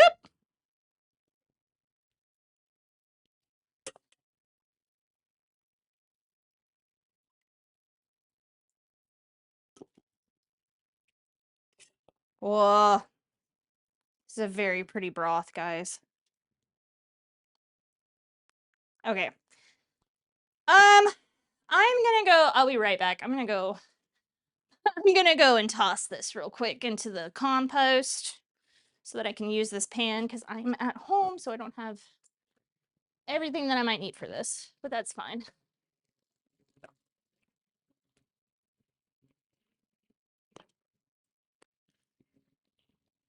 There's lots of people out here. It feels very peoply outside right now, y'all.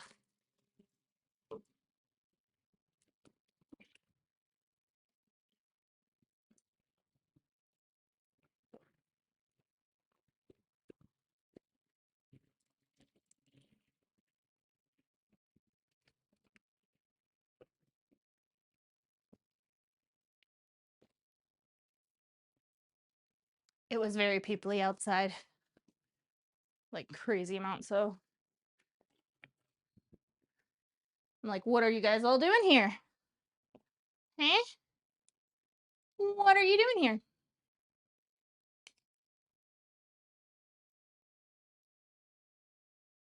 I don't know who that is. Who's Fallow? Am I crazy? Am I supposed to know who this is? I don't do a lot of YouTube content. I do a lot of Twitch content.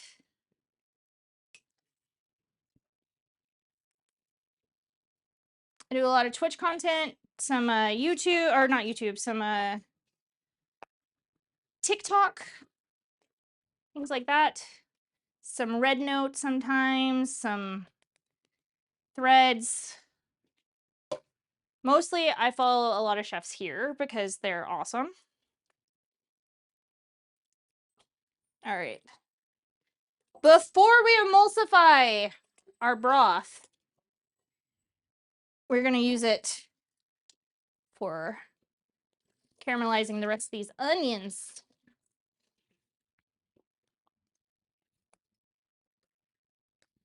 Yeah, when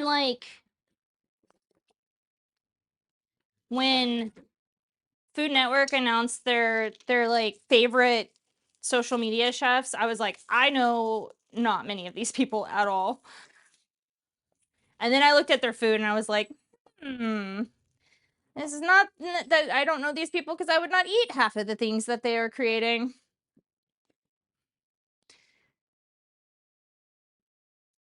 Oh, that's cool. That's cool. I watched something similar here. It's called Chef Steve and Creme Delish. We were probably going to be raiding into Chef Steve's today because he is currently prepping for his week and he's doing a charity stream, and you guys know I like charity. All right.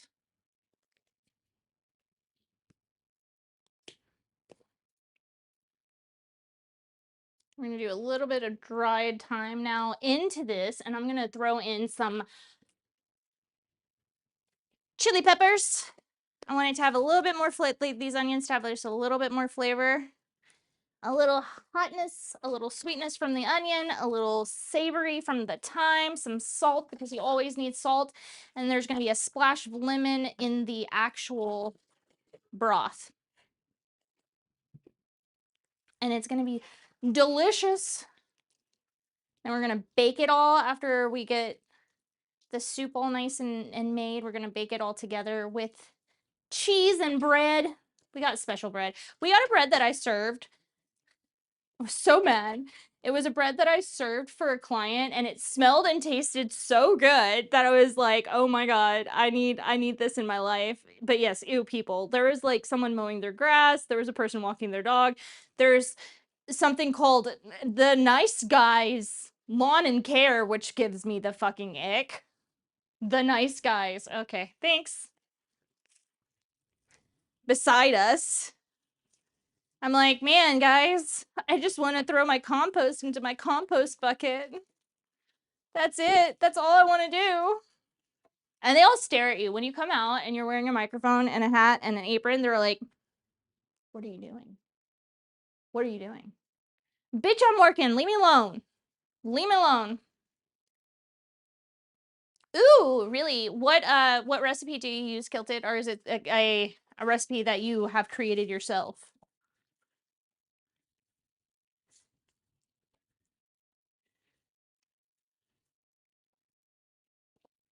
Man, I watched the Tin Man make French onion soup the other day in like 30 minutes, and I was like, oh my God, you were so fast on that. I have never spent less than, like, I'm cooking more than I ever cook on stream. I'm doing stuff more than I ever do on stream usually, and it's gonna take as much time as it takes to make several dishes usually. This shit takes forever. Properly, it takes forever.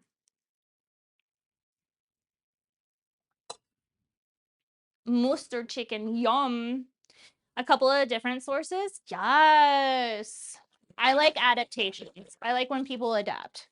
I like when people like try to create things themselves. It's very nice.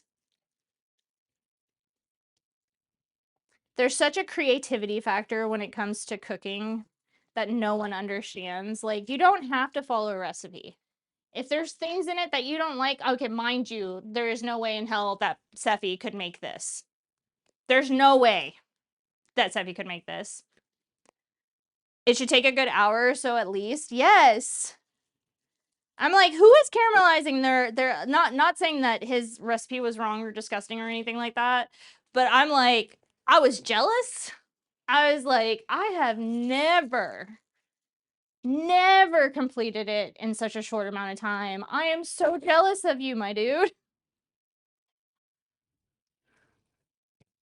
I like the ones that come up online. French onion soup. You can make this in about 20 minutes. And I'm like, are you even caramelizing your onions? Because that is what takes the longest time.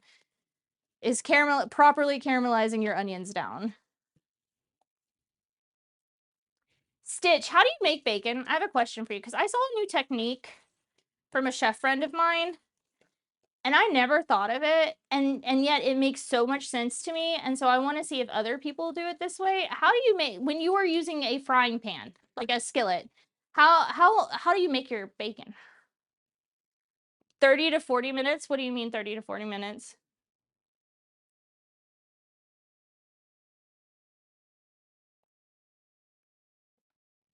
What do you mean 30 to 40 minutes? French onion soup recipes online. I'm like, yeah, if they're online and they're like 30, 40 minutes, I'm like, okie dokie. We're not caramelizing our onions. We're basically blistering them and going for it. Because I don't know if you guys have seen it, but I changed the temperature on my pan a lot so that I don't burn the shit out of my onions. Hello, Tyson. How you doing? Caramelizing onions. We're making French onion soup today. How you doing? Use sugar, so they're trying to make like actual caramel in their onions. That's kind of weird. Both make you start tearing up. They both do. That is very true. This is very, very true. They also are both very layered. Hi, welcome in. I don't know if we have had the pleasure of meeting, but I'm Mom Noms. And my brain's a little frazzled. I've been sick for the last several days. Since I had my catering gig on Thursday, essentially, I've been sick. And I was sick for a week before that too, so it's been fun. I'm Mom Noms. I do food history and I teach people how to cook basic foods, and well, not basic, but any kind of food. I just teach people how to cook, and we talk about food history and we talk about modern food culture and old food culture, which isn't that much different nowadays. The class division is super high again, so we have royalty food and we have peasant food again. And today we are cooking for the cookbook. I'm making a cookbook out of this game called Super Animal Royale. They have a chef, a Michelin star chef in the cookbook. His name is Slothy Aioki. And or in the game, his name is Slothy Aioki, and he was having an existential crisis while cooking onions, and so I decided that he was making French onion soup, and so that's what we're making. We're making his version of French onion soup. There's a little bit of difference. We have added in scotch. Very, very nice scotch, but I've had this for like 15 years. When was the height of Game of Thrones? Because I got this sent to me from Game of Thrones. I have a lot of them, by the way.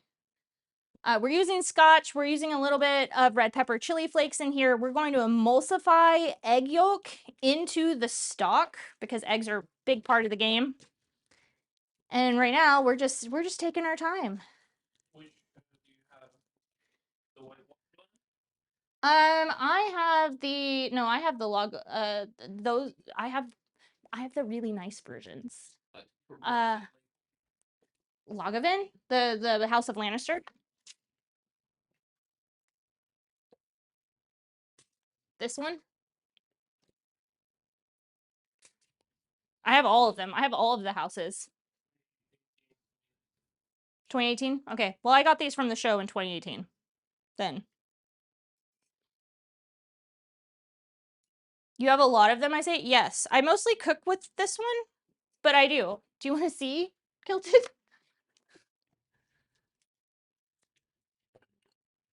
I mean, not a lot, but I have all of the ones that they were making at the time. And I'm missing one because we went through that one already. We went through one already, but I have the Night Watch one. Lagavulin.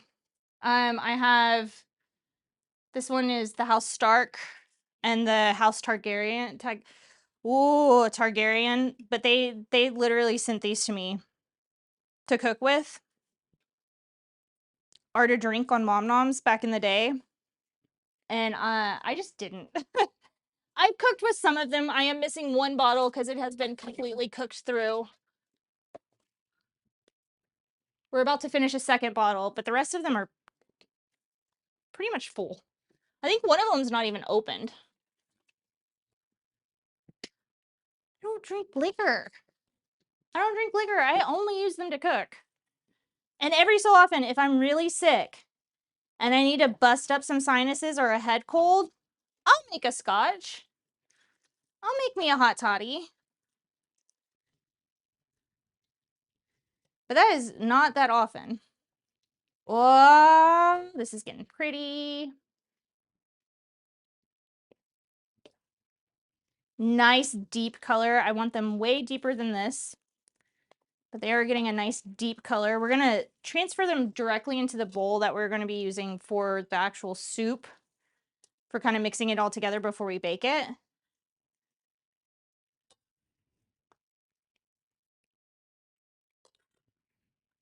Because I still need to add my egg yolks and emulsify the broth, and then strain it after this, and then we can cut up our bread and bake it with the cheese.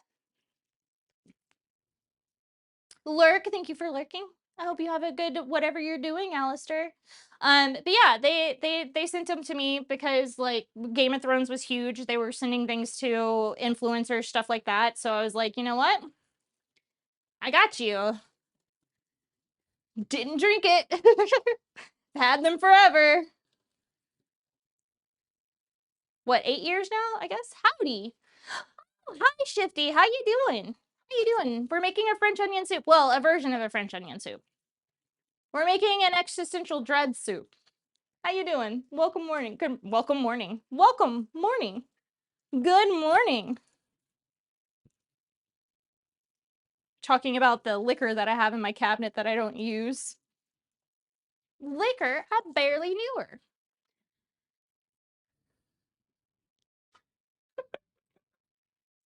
You're good? Tired, a little sick. Last week was a heavy cooking catering week, and so my immune system decided to take a jump into a bowl of acid.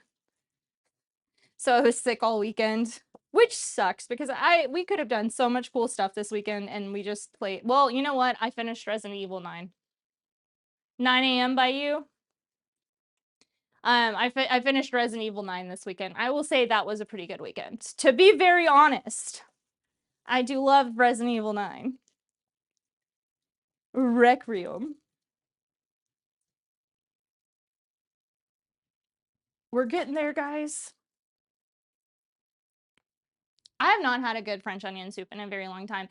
We are also, guess who's scatterbrained idiot? Me.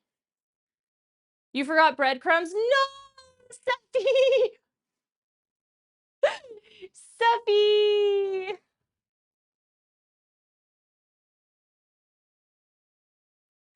I mean, Red is pretty scatterbrained today too.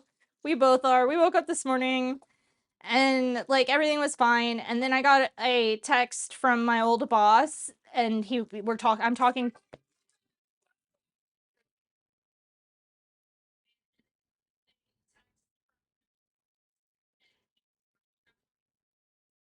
You can't even hear that on stream, could you? That's so funny. My alarm just went off and it scared the crap out of me. You double floured the first two things, turn around and saw the panko. Oh no! Your brain has been all over the place today. Someone said that yesterday we had a time shift into a different timeline, and I was like, please no. I can't take that. If that is real, I cannot take that again. I cannot do this. Oh, we're almost there. I want it almost jammy. Never heard a thing. Yeah, it was I scared me. Didn't scare anyone else. I'm blaming the weather too though, Kilted, because it's been weird weather. Why is it in the 80s? In the middle of March. In the middle of March. I do not understand. I do not know what's going on. Global warming's a hell of a drug, I guess. But got a text from my old boss, was trying to figure out what the hell he was texting me for. Turns out it was an old coworker of mine told him to contact me, and then it was just like, it's just been a weird day. We went grocery shopping. It was fun grocery shopping. I love going to the market. Always want to buy things that are extra, and I'm like, no, you can't do that yet. You can't do that yet. You have to like earn money before you can spend it. And then I'm like, saying, you know, you have a catering company and you also stream full time with food. So like you could use it. You could make it a stream, right? And then I'm like, no, I don't justify it. How much onion are you using today? We have 6 onions.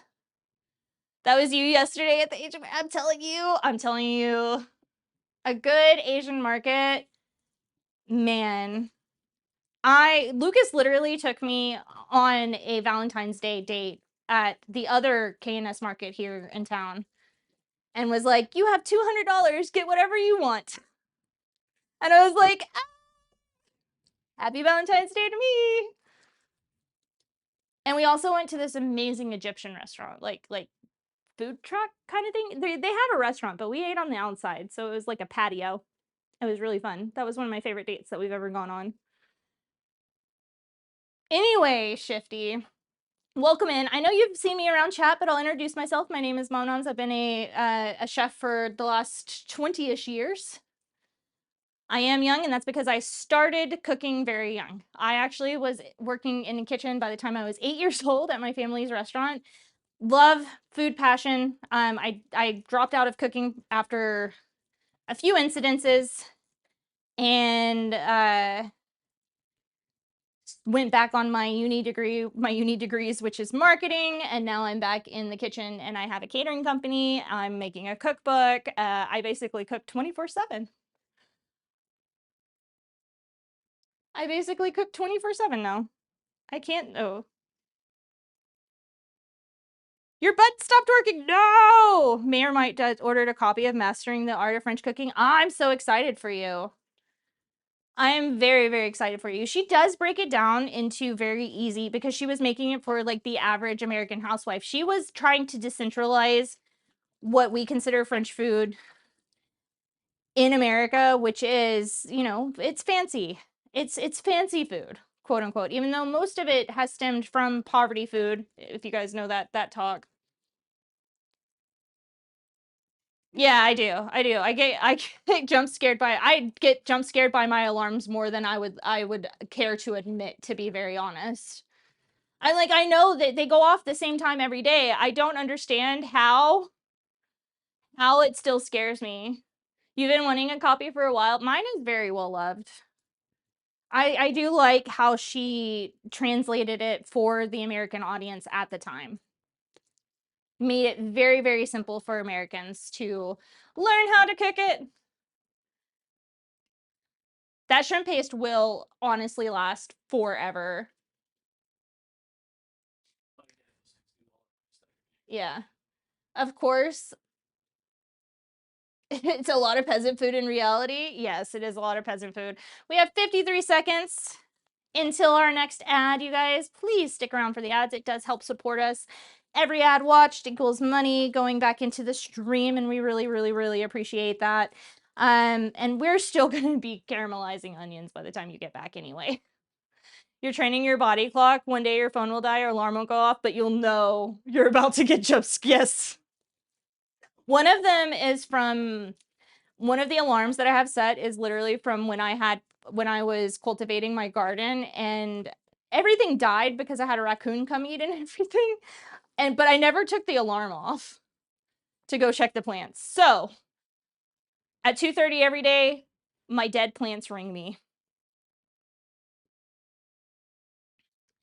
Anyone see where I just stuck the lid to the panko? Oh my god. Oh my god. That's so funny. I did not, but maybe in the drawer because I do lose my panko lid quite often. I still want this coloring a little bit darker than it is right now. It's ad time. I need a drink.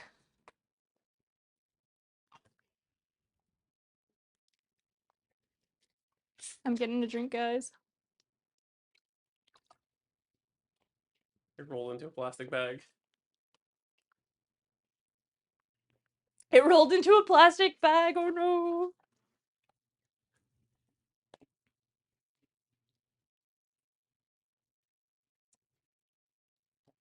It is getting jammy though. It is doing the jammy dodger.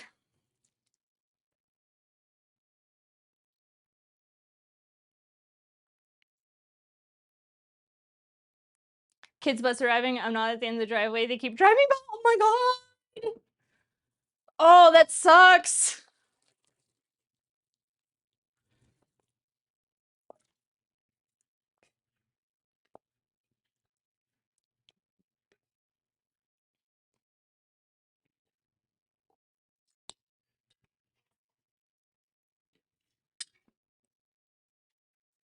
Thanks for looking at me.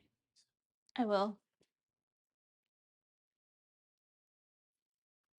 Never missed it yet. Good. We have to drive the kid to school. What is the fox den?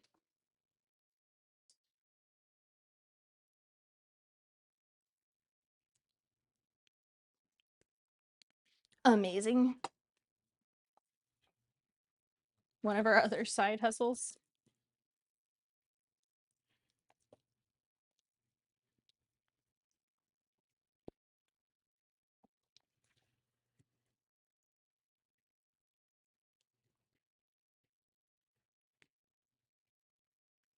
Ad break ends in 55 seconds.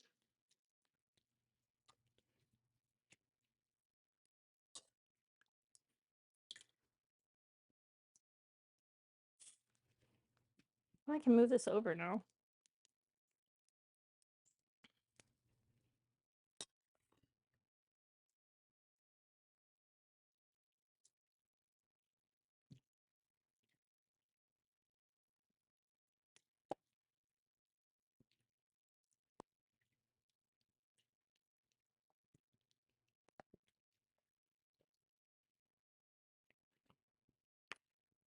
$15 seconds.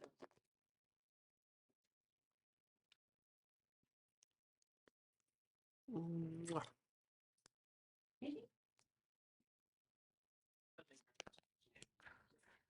Welcome back from the ads, everybody. I super appreciate you guys going and watching those ads. Were there any good ones today? Were there any good ones? Stream Frez. I was wondering how they. Yes, that is his doing. My camera is kind of broken right now, but well, it's not broken. It just the freaking software doesn't like me sometimes, and so it'll stop working, and then we have to basically reset it. But yes, that is him pressing buttons. Stupid Canon. One day, Kilted, I will be able to afford a Sony and give up my Canon life. But I've been using Canon since I started doing photography, so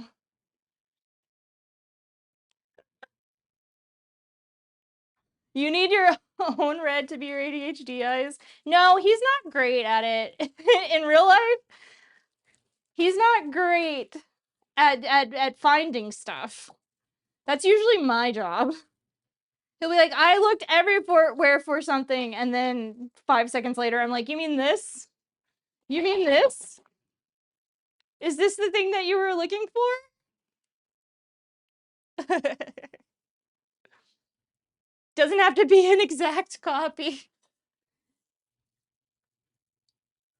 One with a little bit less ADHD brain, but you know, our ADHD autism works very well together.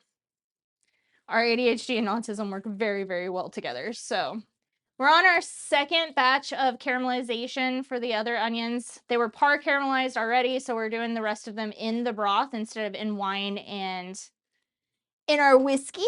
Our whiskey one. There's gonna be so much alcohol in this. If you're allergic to alcohol, I wouldn't eat this. I'm just putting that out there. And after this is done and I'm done using that, we'll emulsify our broth. And I'm super excited about that. ADHD works really well in the kitchen if you can harness it somewhat. Yeah, that's true. Yeah, that's really true. If you can harness it and if you put things in a very strategic, smart way, then you can 100%. When you restarted the music, it stopped repeating and shuffling. Not having it is far more rare than having it these days. That's fair. What? When the music just goes crazy in my ear. Let's put up a little bit more heat in here. Anyway, how have you been enjoying streaming? You have not learned to harness it? It's still all wild with you? I sometimes am very wild. To be fair, the fluidity of the scenes itself is just more a plug-in and some experience. How have you been enjoying streaming? I know that you were new. I think I came in on your second stream is when I followed you. Your second stream ever, and it was really good. I love your intro. It's very fun. And if you guys aren't following Shifty, he streams much later than I do, but After Dark streams, he is on. So if you want to go check that out after we do After Dark streams, please do. Lovely, lovely human being. Food looks amazing. The stream looks amazing. I love his kitchen. I want his kitchen so bad. So very bad. Good night. Are you okay, Alistair? Sorry. I'm gonna blame it. Take care. Yeah, take care. I would have been focused just on cooking. Oh, everyone's at home? Oh, that's fair. That's fair. Cooking with everybody at home is never a fun thing. I'm still in shock how people can do French onion soup in 30 to 40 minutes. Like, how? How? Please tell me. This is one of the only streams that I'm cooking almost the entire time. And I'm like, just caramelizing this takes forever. Sometimes 3 minutes. You wouldn't have forgotten the damn panko. That's you got distracted. Someone else was talking to you. Blame them. I've enjoyed it quite a bit so far. Been a year in the making. Finally sold the business that was taking up every ounce of my time. That's cool. That's cool. What kind of business did you own, if you don't mind me asking? Now it's 10 p.m. and you have a strict sleep schedule. Okay. Well, I'll see you tomorrow then, hopefully. And I'll see you in Discord. Thanks for stopping by. Super appreciated, as always. And thanks for always asking questions. Like, I love teaching food. I love teaching people about the food industry and food and everything that goes with it, with the history and culture and everything that comes with it. So continue to come in and ask questions and I will answer them. I will answer them. I promise. I wasn't trying to scare you away from the food industry, Alistair. I'm just giving you the heads up that a lot of young chefs and young cooks don't get coming into the industry.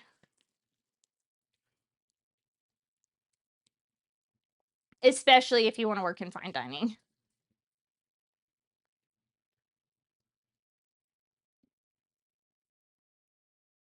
Also, have a good sleep. Sleep is nice. Oh, tuck in. Tuck in. I think I've decided to add a little ginger into this. I just wish I could work. We'll figure something out for you, Alistair. We'll figure it out. Send me some of those restaurants, like DM me and send me some of the restaurants you're looking at, and we'll see what we can do. Largest commercial fishing consumable direct distributors, fishermen, I tell you. Don't know what day or time it was, so my phone was going off at the oddest time. Dang! Ooh, I bet you know so much about seafood, though. I mean, obviously. Yeah, I've worked in a few places that they did not know what what time it was. I tend to work if I'm not cooking, if I'm doing marketing, I work with companies that are overseas mostly, and so we have like I worked for a French company and I literally was working at 5 a.m. every day and then being woken up at like 12 to get back in basically. You have a beautiful night. And then I worked for a Singaporean company for a while. Also, real crazy.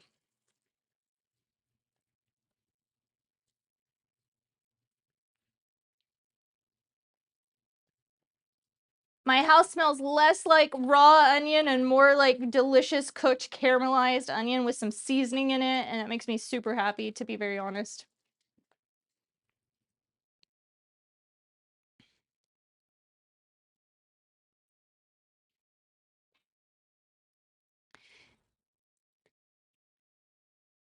Yeah, if you Red is great at working OBS. He That's one of our first dates ever was him fixing all of my stuff back when I started, like, well, didn't start streaming, back when I was streaming full time the last time. Very amazing person to ask for tech help, even though he does not see it. He's like, I just make lights go blink. That's the last one that this should need, and this should be all caramelized up. And then we have a nice base for our soup. And then we can finish up the broth.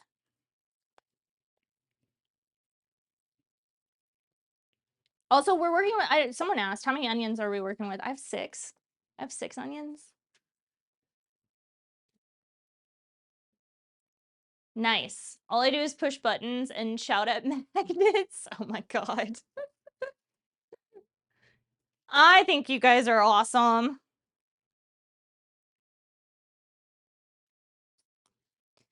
I like what you guys do. Nick is very awesome. Something I have not done yet and don't know how to is back it up. Is that possible? Record, like, you record your streams or back up the profiles.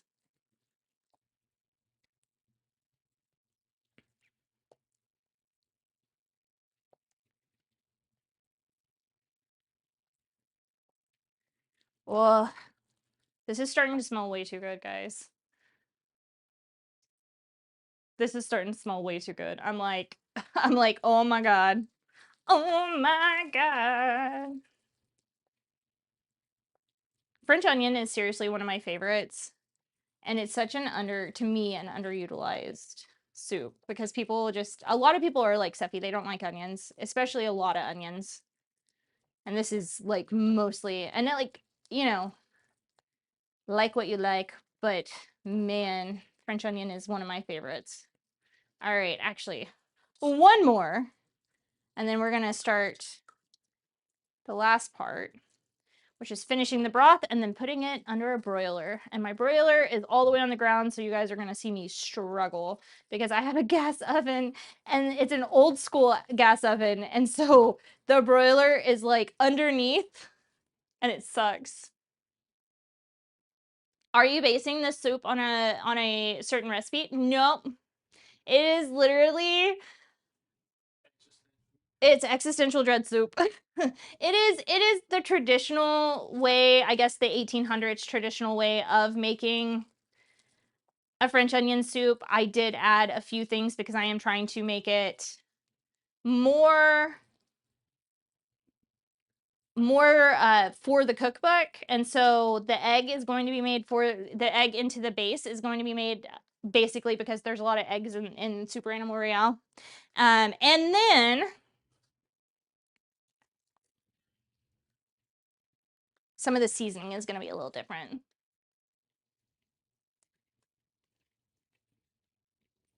I'm going to let Red handle these questions.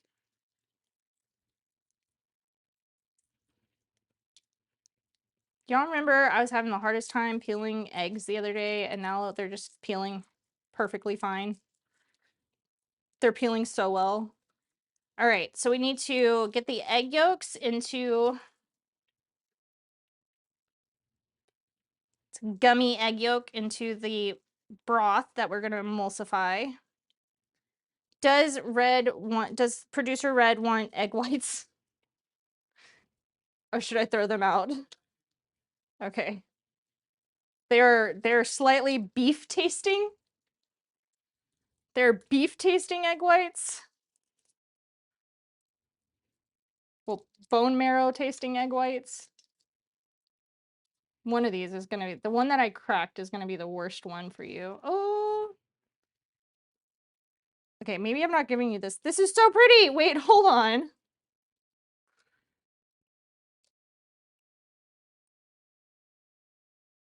You know what would have been easier to do this if you just like cracked the egg yolk in and let it poach instead of hard boiling the entire egg.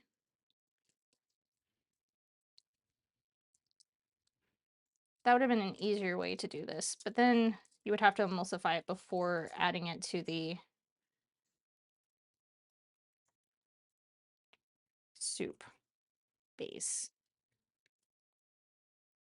Sorry, I'm talking to myself, guys. This is what happens when I'm recipe developing. I talk to myself a lot. You guys just get to hear it this time around. How does that make you feel? All right. Go give random egg whites to Red. Egg white.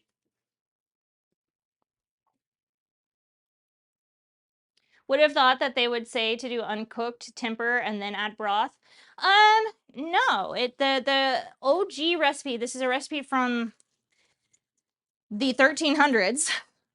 The OG recipe says to hard-boiled eggs and then put the egg yolks in and emulsify and then strain it. So that's what we're gonna do. That's what we're gonna do.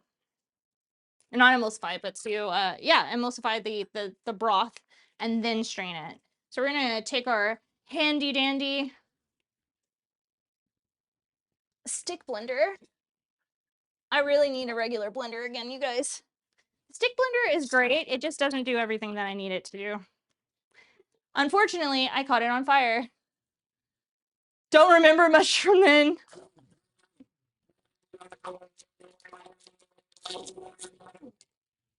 I don't either, really. Must have been another life.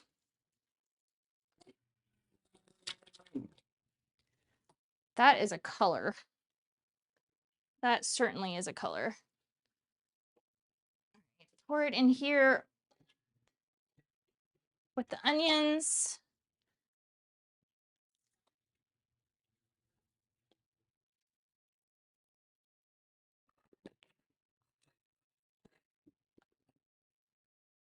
Ooh. Whoa, wait, hold on, smell this. Huh? Right? That's cool. Handy dandy notebook. Here's the chair, or here's the mail, it never fails, it makes me want to wag my tail, when it comes on what I'm wheel.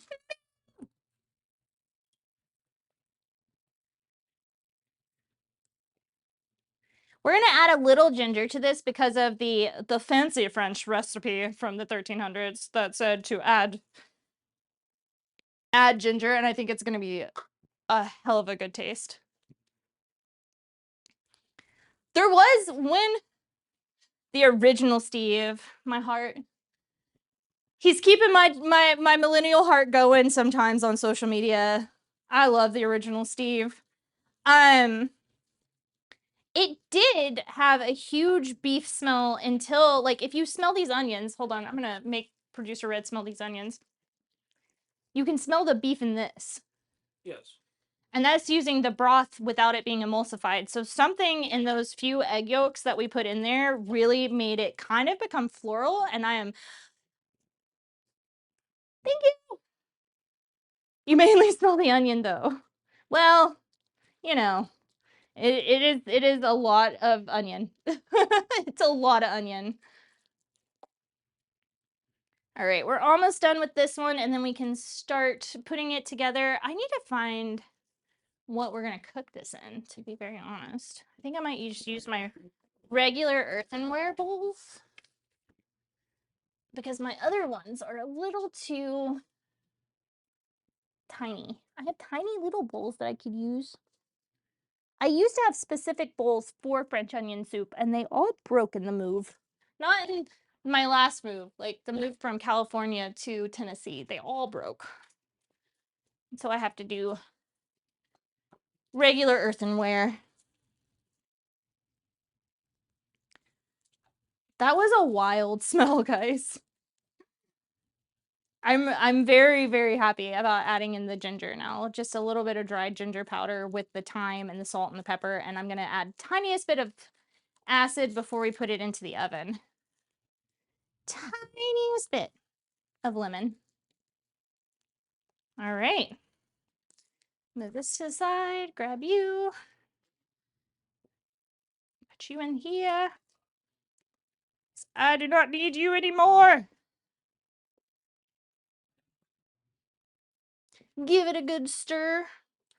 Oh yeah, baby. All right, we're gonna bring this up to a simmer as I add in the rest of the seasoning. I'm gonna do another shot of whiskey in this. It's gonna be delicious.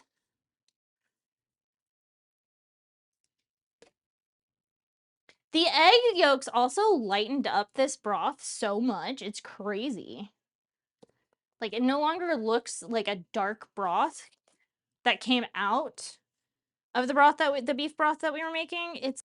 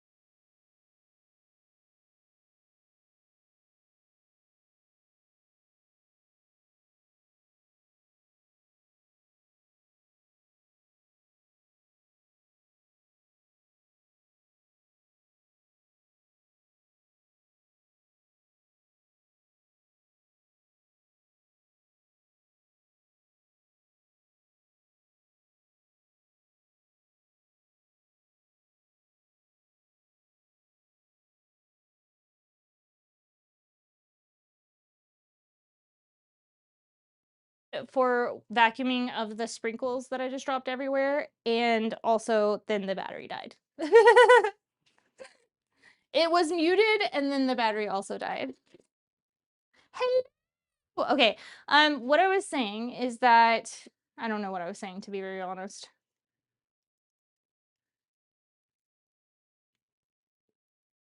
Oh, welcome back. Thank you. Thank you. Bread, brot, and kaas. Is it? We're getting to the end, so you can turn it back on. Oh yeah, and I need to add in just the slightest bit more. So we added a little bit of ginger. Smells great. Added in a little bit of ginger, and now we're adding in a little bit of whiskey. A little bit more whiskey to get frisky. And we're just gonna let this boil for just a second, and then we're going to grab our bowls and start prepping our bowls to actually, yeah, we have it because it does tend to like get in the way of cooking sometimes. It's fantastic. I love it, but sometimes it does.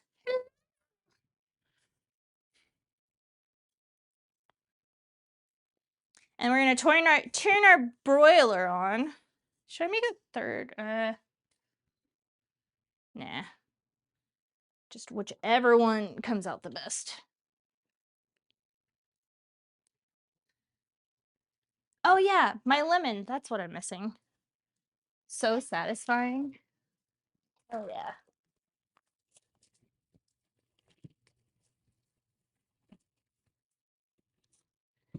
Boom. Okay. Because we need a little bit of brightness in here and a little bit of acid. So we're gonna cut this open. Cut this baby open. It's a lemon, not a lime.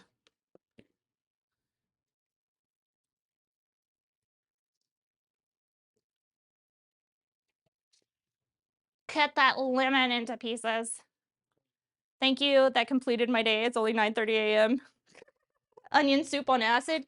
I mean, you know, gotta give it some good dreams. Some good daytime dreams, right? Still needs a, I just steamed myself. It still needs a little bit of salt.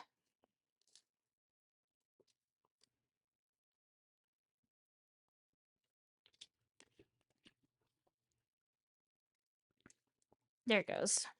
And this should develop nicely. Oh wait, I actually have a tasting spoon here.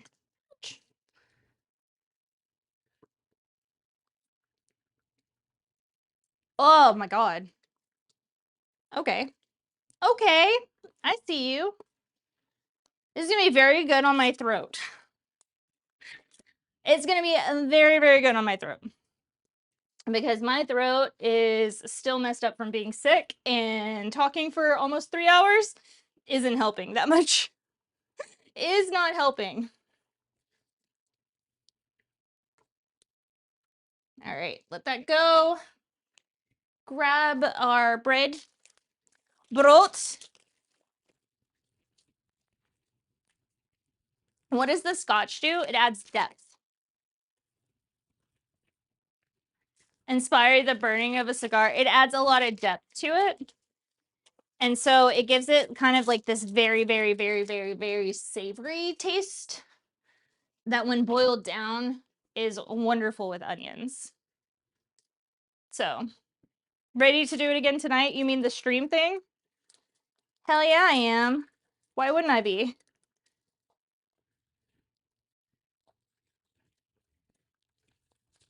I'm also super ready to actually get a post up on Mom Noms today. And tomorrow talked about like something or other, a job of some sort. And eat soup. I'm really ready to eat soup.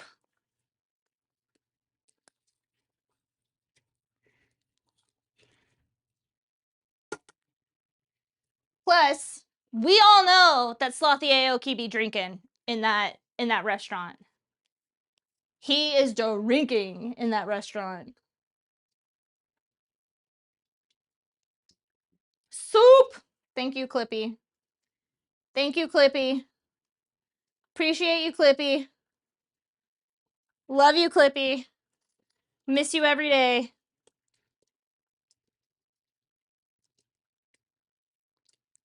Hell yeah. Okay, hold on. Back in a bit. Okie dokie. See you soon. I'm giving Red a taste.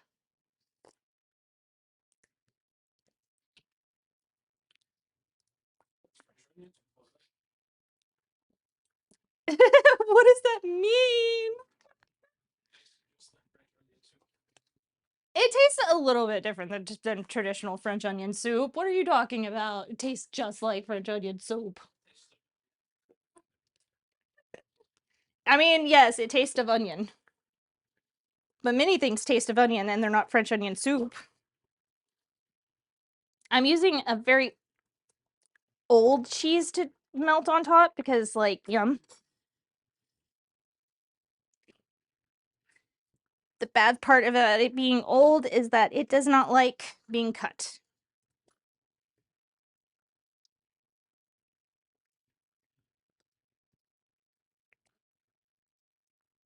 even with the big boy. We need a knife sharpening stream, y'all. We heavily need a knife sharpening stream. Is that enough for 2? Maybe a little bit more.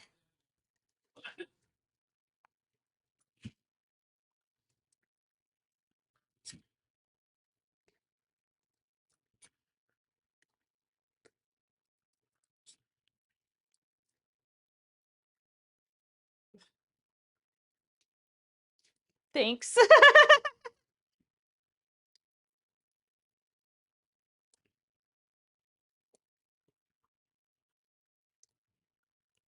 Onion and cheese.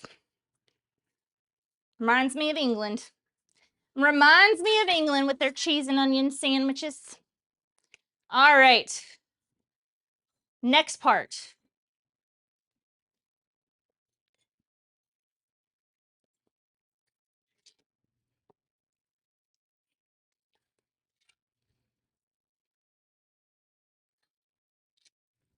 I've been craving French onion soup for a very long time, so I'm pretty happy about this right now. I'm very happy that my brain went, yes, French onion soup for Slothy Aioki. This is his family dinner.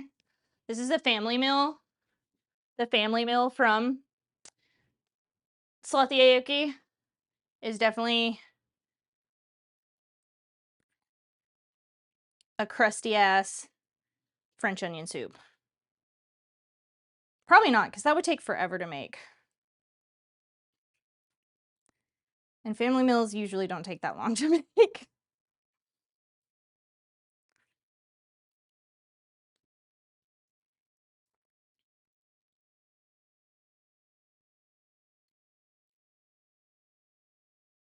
Okay, so this is going to go under. I am going to sprinkle the slightest bit of thyme on here. Needs time. And this will go in the broiler. Then we have one more to make that we can put down there. And that will go into the broiler. And then we'll be all nice and broiled. A sloth making an hour-long dish 7 hours later and a lot of time to think. That's what I feel like. I also feel like he would very much make this dish because he's a sloth and it takes like a long time to actually make it.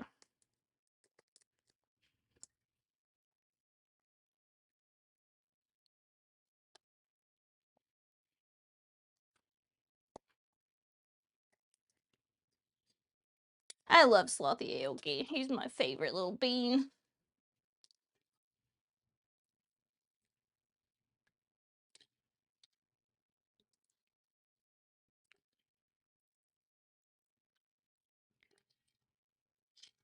We are using a French bread for the topping.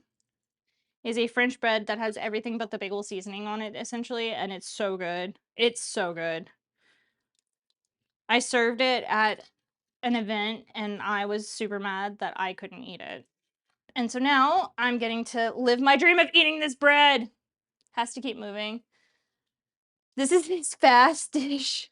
It has to keep moving at all times. That's hilarious. Oh, poor Slothy.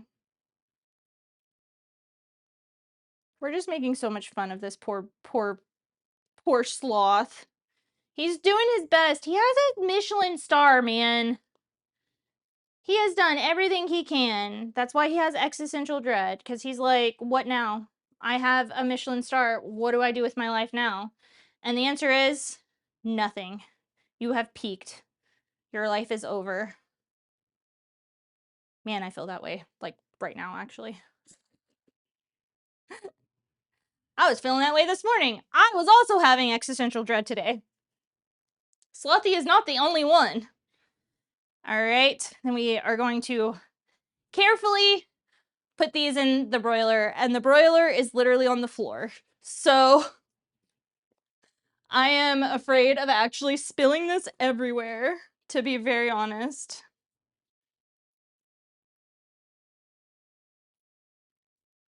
I feel like I'm going to spill it, and it's going to be everywhere, and it's going to suck.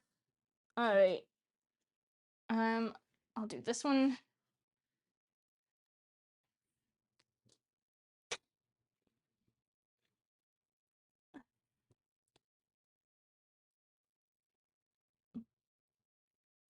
Oh my god.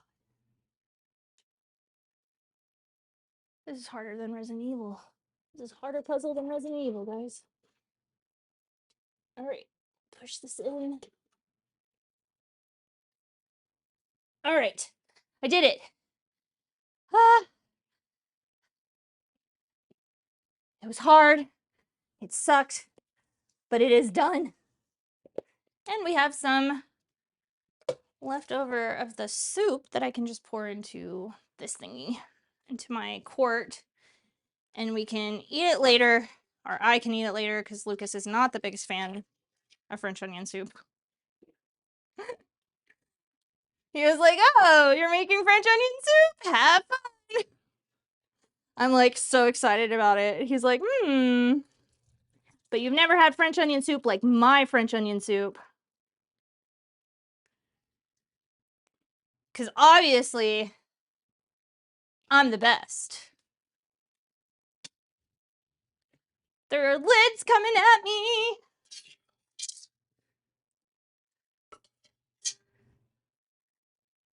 All right. Keep this slightly open for right now because it is hot and I do not want to cause any bacteria in there. Ah, what do I do now? I've been cooking the whole time. The whole time. I don't know what to do anymore. Oh yeah, well my thing will come out in just a moment, so that's probably what I do. Oh, did I win a monster? Damn, that makes me sad. No, there's only this. Hey Google, set timer for 1 minute, please. We have to check it in a minute to just make sure that it's not burning its ass off right now, because it might, actually.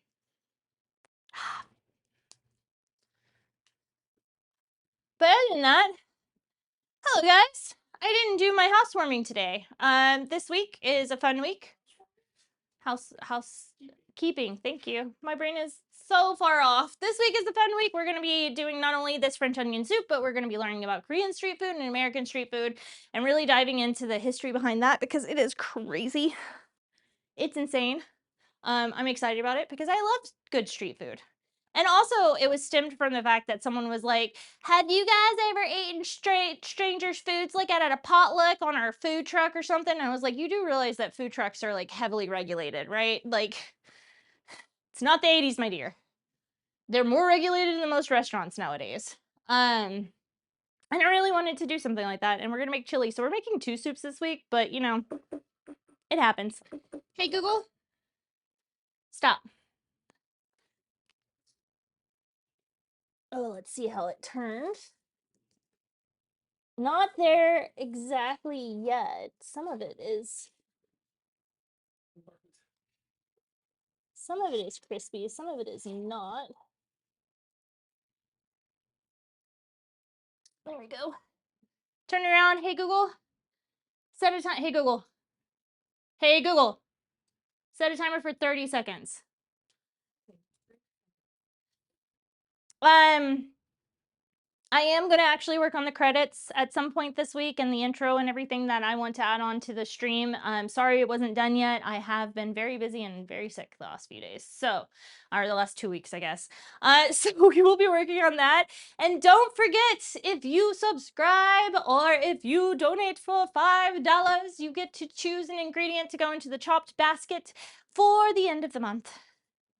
And hey Google, stop. Stop it. Shush. And I'm very excited about these, actually. We are raising money basically to, you know, live and to keep Mom Noms going because it takes a lot of money to do a food stream sometimes. But it could help a million times over if you guys just watched some stream strands, did the things, did the watching, watched the ads, and shared the content with whoever you think might enjoy it. I appreciate that so much. And also just like talking on stream and talking on. I'm going to use this one for, sorry, I got like, which one of these goes to photographs? Anyway, we have our French onion soup. It is all nice and done and made and wonderful. It looks delicious, to be very honest. I'm excited to eat it. I am so excited to eat it. But thank you guys for everything, because you are why I keep going. It really is. You guys are awesome. I love you guys. But yeah, so this week is a fairly, we are adding, today's stream was moved around because I needed to go grocery shopping. And then tomorrow we are adding a nighttime after dark stream. Came just in time for the noms. Hell yeah. We usually at this point in time get, we get Red to taste it. But I'm afraid Red is going to burn himself because these are hot. So I'm going to carefully take this over to Red. And we're going to get a Red's opinion. Please don't touch. You'll have to spoon it. You'll have to spoon it a little bit.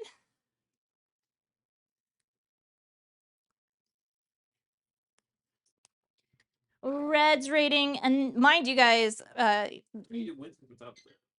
would do one without one with. Red is not the biggest fan of French onion soup, so this might be heavily skewed to that. This tastes like onions. I mean, it does. It does. Yeah, but we have our morning stream tomorrow, and we're also adding an after dark stream tomorrow to make up for not having our after dark stream on Saturday. We're doing Jello pie and learning the history of like instant cheesecake and Jello pie and even Nanaimo bars. And so that is going to be super fun. And then Thursday, our final stream, we're going to be making chili and elote and like a simple slaw. And then we're done until the next.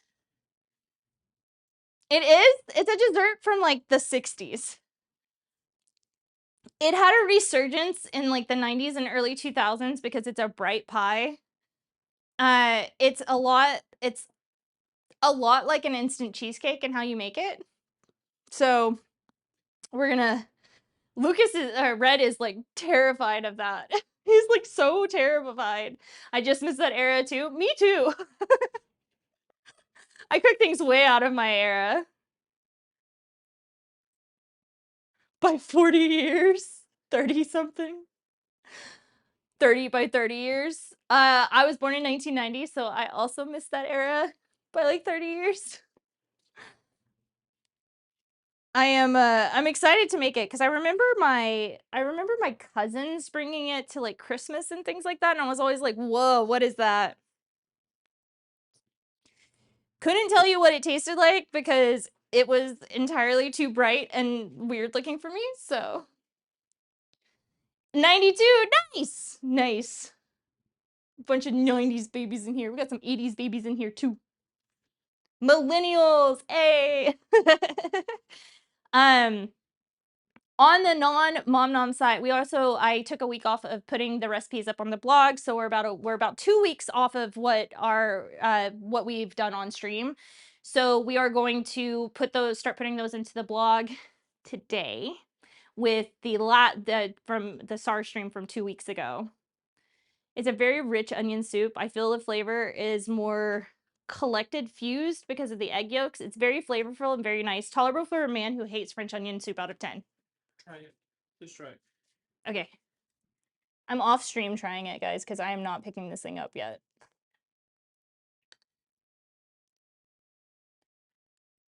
The scotch does wonders.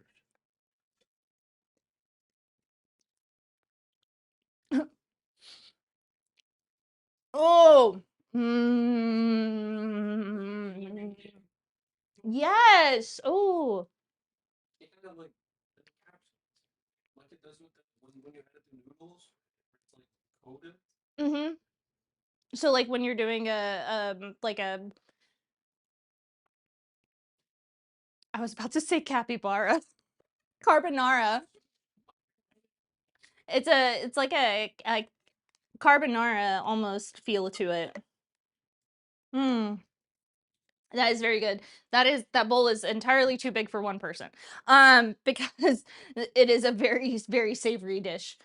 Anyway, um, on a non-mom nom side, we're going to be playing Rhythm Doctor tonight on RDP&K. It's gonna be really fun. You're cooking a capybara with jello pie, yet you stuff it into the capybara and then you roast it. It's great. It's sweet. It's wonderful. It's wonderful. Yeah. Well, I can just shout myself out. Yeah, you can. Thank you guys for being here today. And thank you for the later stream time than I normally do on Tuesdays. We're testing out a few times. We're doing a few things. We're getting crazy. We're getting weird in here. And so we're trying to see what works best for the timing because I do stream kind of early in the morning for most people, and I don't want to always do that. So I'm trying to change it up a little bit. Water is so good right now. Anyway, hopefully tomorrow will be a hell of a lot better stream, and I won't be dying. Shout out Abraham Lincoln. I think he was shout out already. At least his brain was. Oh, wait, shout. Sorry. Yeah, he got shot. He was assassinated. JFK, you mean? Garfield the cat. He's going through them all. They're going through them all. Anyway, hopefully tomorrow will be a lot better stream and I won't be completely out of it on my first stream back because, or like, it won't be my first stream back. But, you know, I could still be sick tomorrow. Who knows? I did enjoy it and I'm super excited to eat my soup. But other than that, you guys are so... Garfield themed lasagna stream winced. That actually sounds really fun. I love lasagna. I do a bechamel lasagna, not a ricotta lasagna though. I'm not the biggest fan of the texture of ricotta. So I do bechamel, the good stuff. Oh, our goals for we're slowly, not slowly, we're quickly getting through our goals for March. 1,300 followers by the end. We have 11 by the end of March, so we have 1199. I think we can do that. We had about 115 last month. I think we can do that. 20 CCVs, probably not going to get there, but we have an average of 13 right now. So like we're getting there. And then me posting more on other places. Haven't started that really other than in TikTok and Instagram posting clips of the stream. I'll get there. I promise. But we will. I am currently organizing when we're going to have a few people. We're going to actually have someone come and talk to us about Ramadan and the food that they use to break fast. And we're going to make something with her.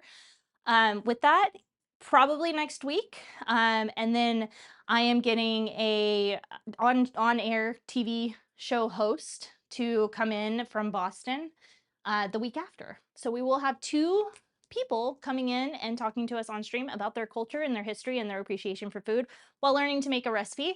If you want to jump in on that and want to come on stream and talk about your culture, your food, the food that you like the most, the history of the food you like the most, just let me know. I have a list. I will put you on the list. And if it fits the themes, it fits the themes. So we are doing that. Other than that, guys, you've had me for a few hours, almost 3. It's a shorter stream than last week because we were prepping all last week, but I am still tired and I still have a stream tonight. So we're going to go ahead and rate out. We're going to actually rate out my friend Chef Steve, who is raising money for, he's doing the Starlight fundraiser. He owns a food truck in Houston and with another streamer friend of mine who is Creme Delish. And they make delicious pasta, raise money for St. Jude's a lot of the time, and they're just super amazing people to be around. Just say it's a Mom Noms Raid. Love you guys. Thank you for showing up. I'll have pictures of this later probably. Anyway, we'll see you tonight if you come onto the RDP&K stream, and tomorrow... My neighbor was just staring at me through the window watching me stream. That was really awkward. See you tomorrow. Bye, guys. Love the injury. Enjoy the soup. Thank you so much.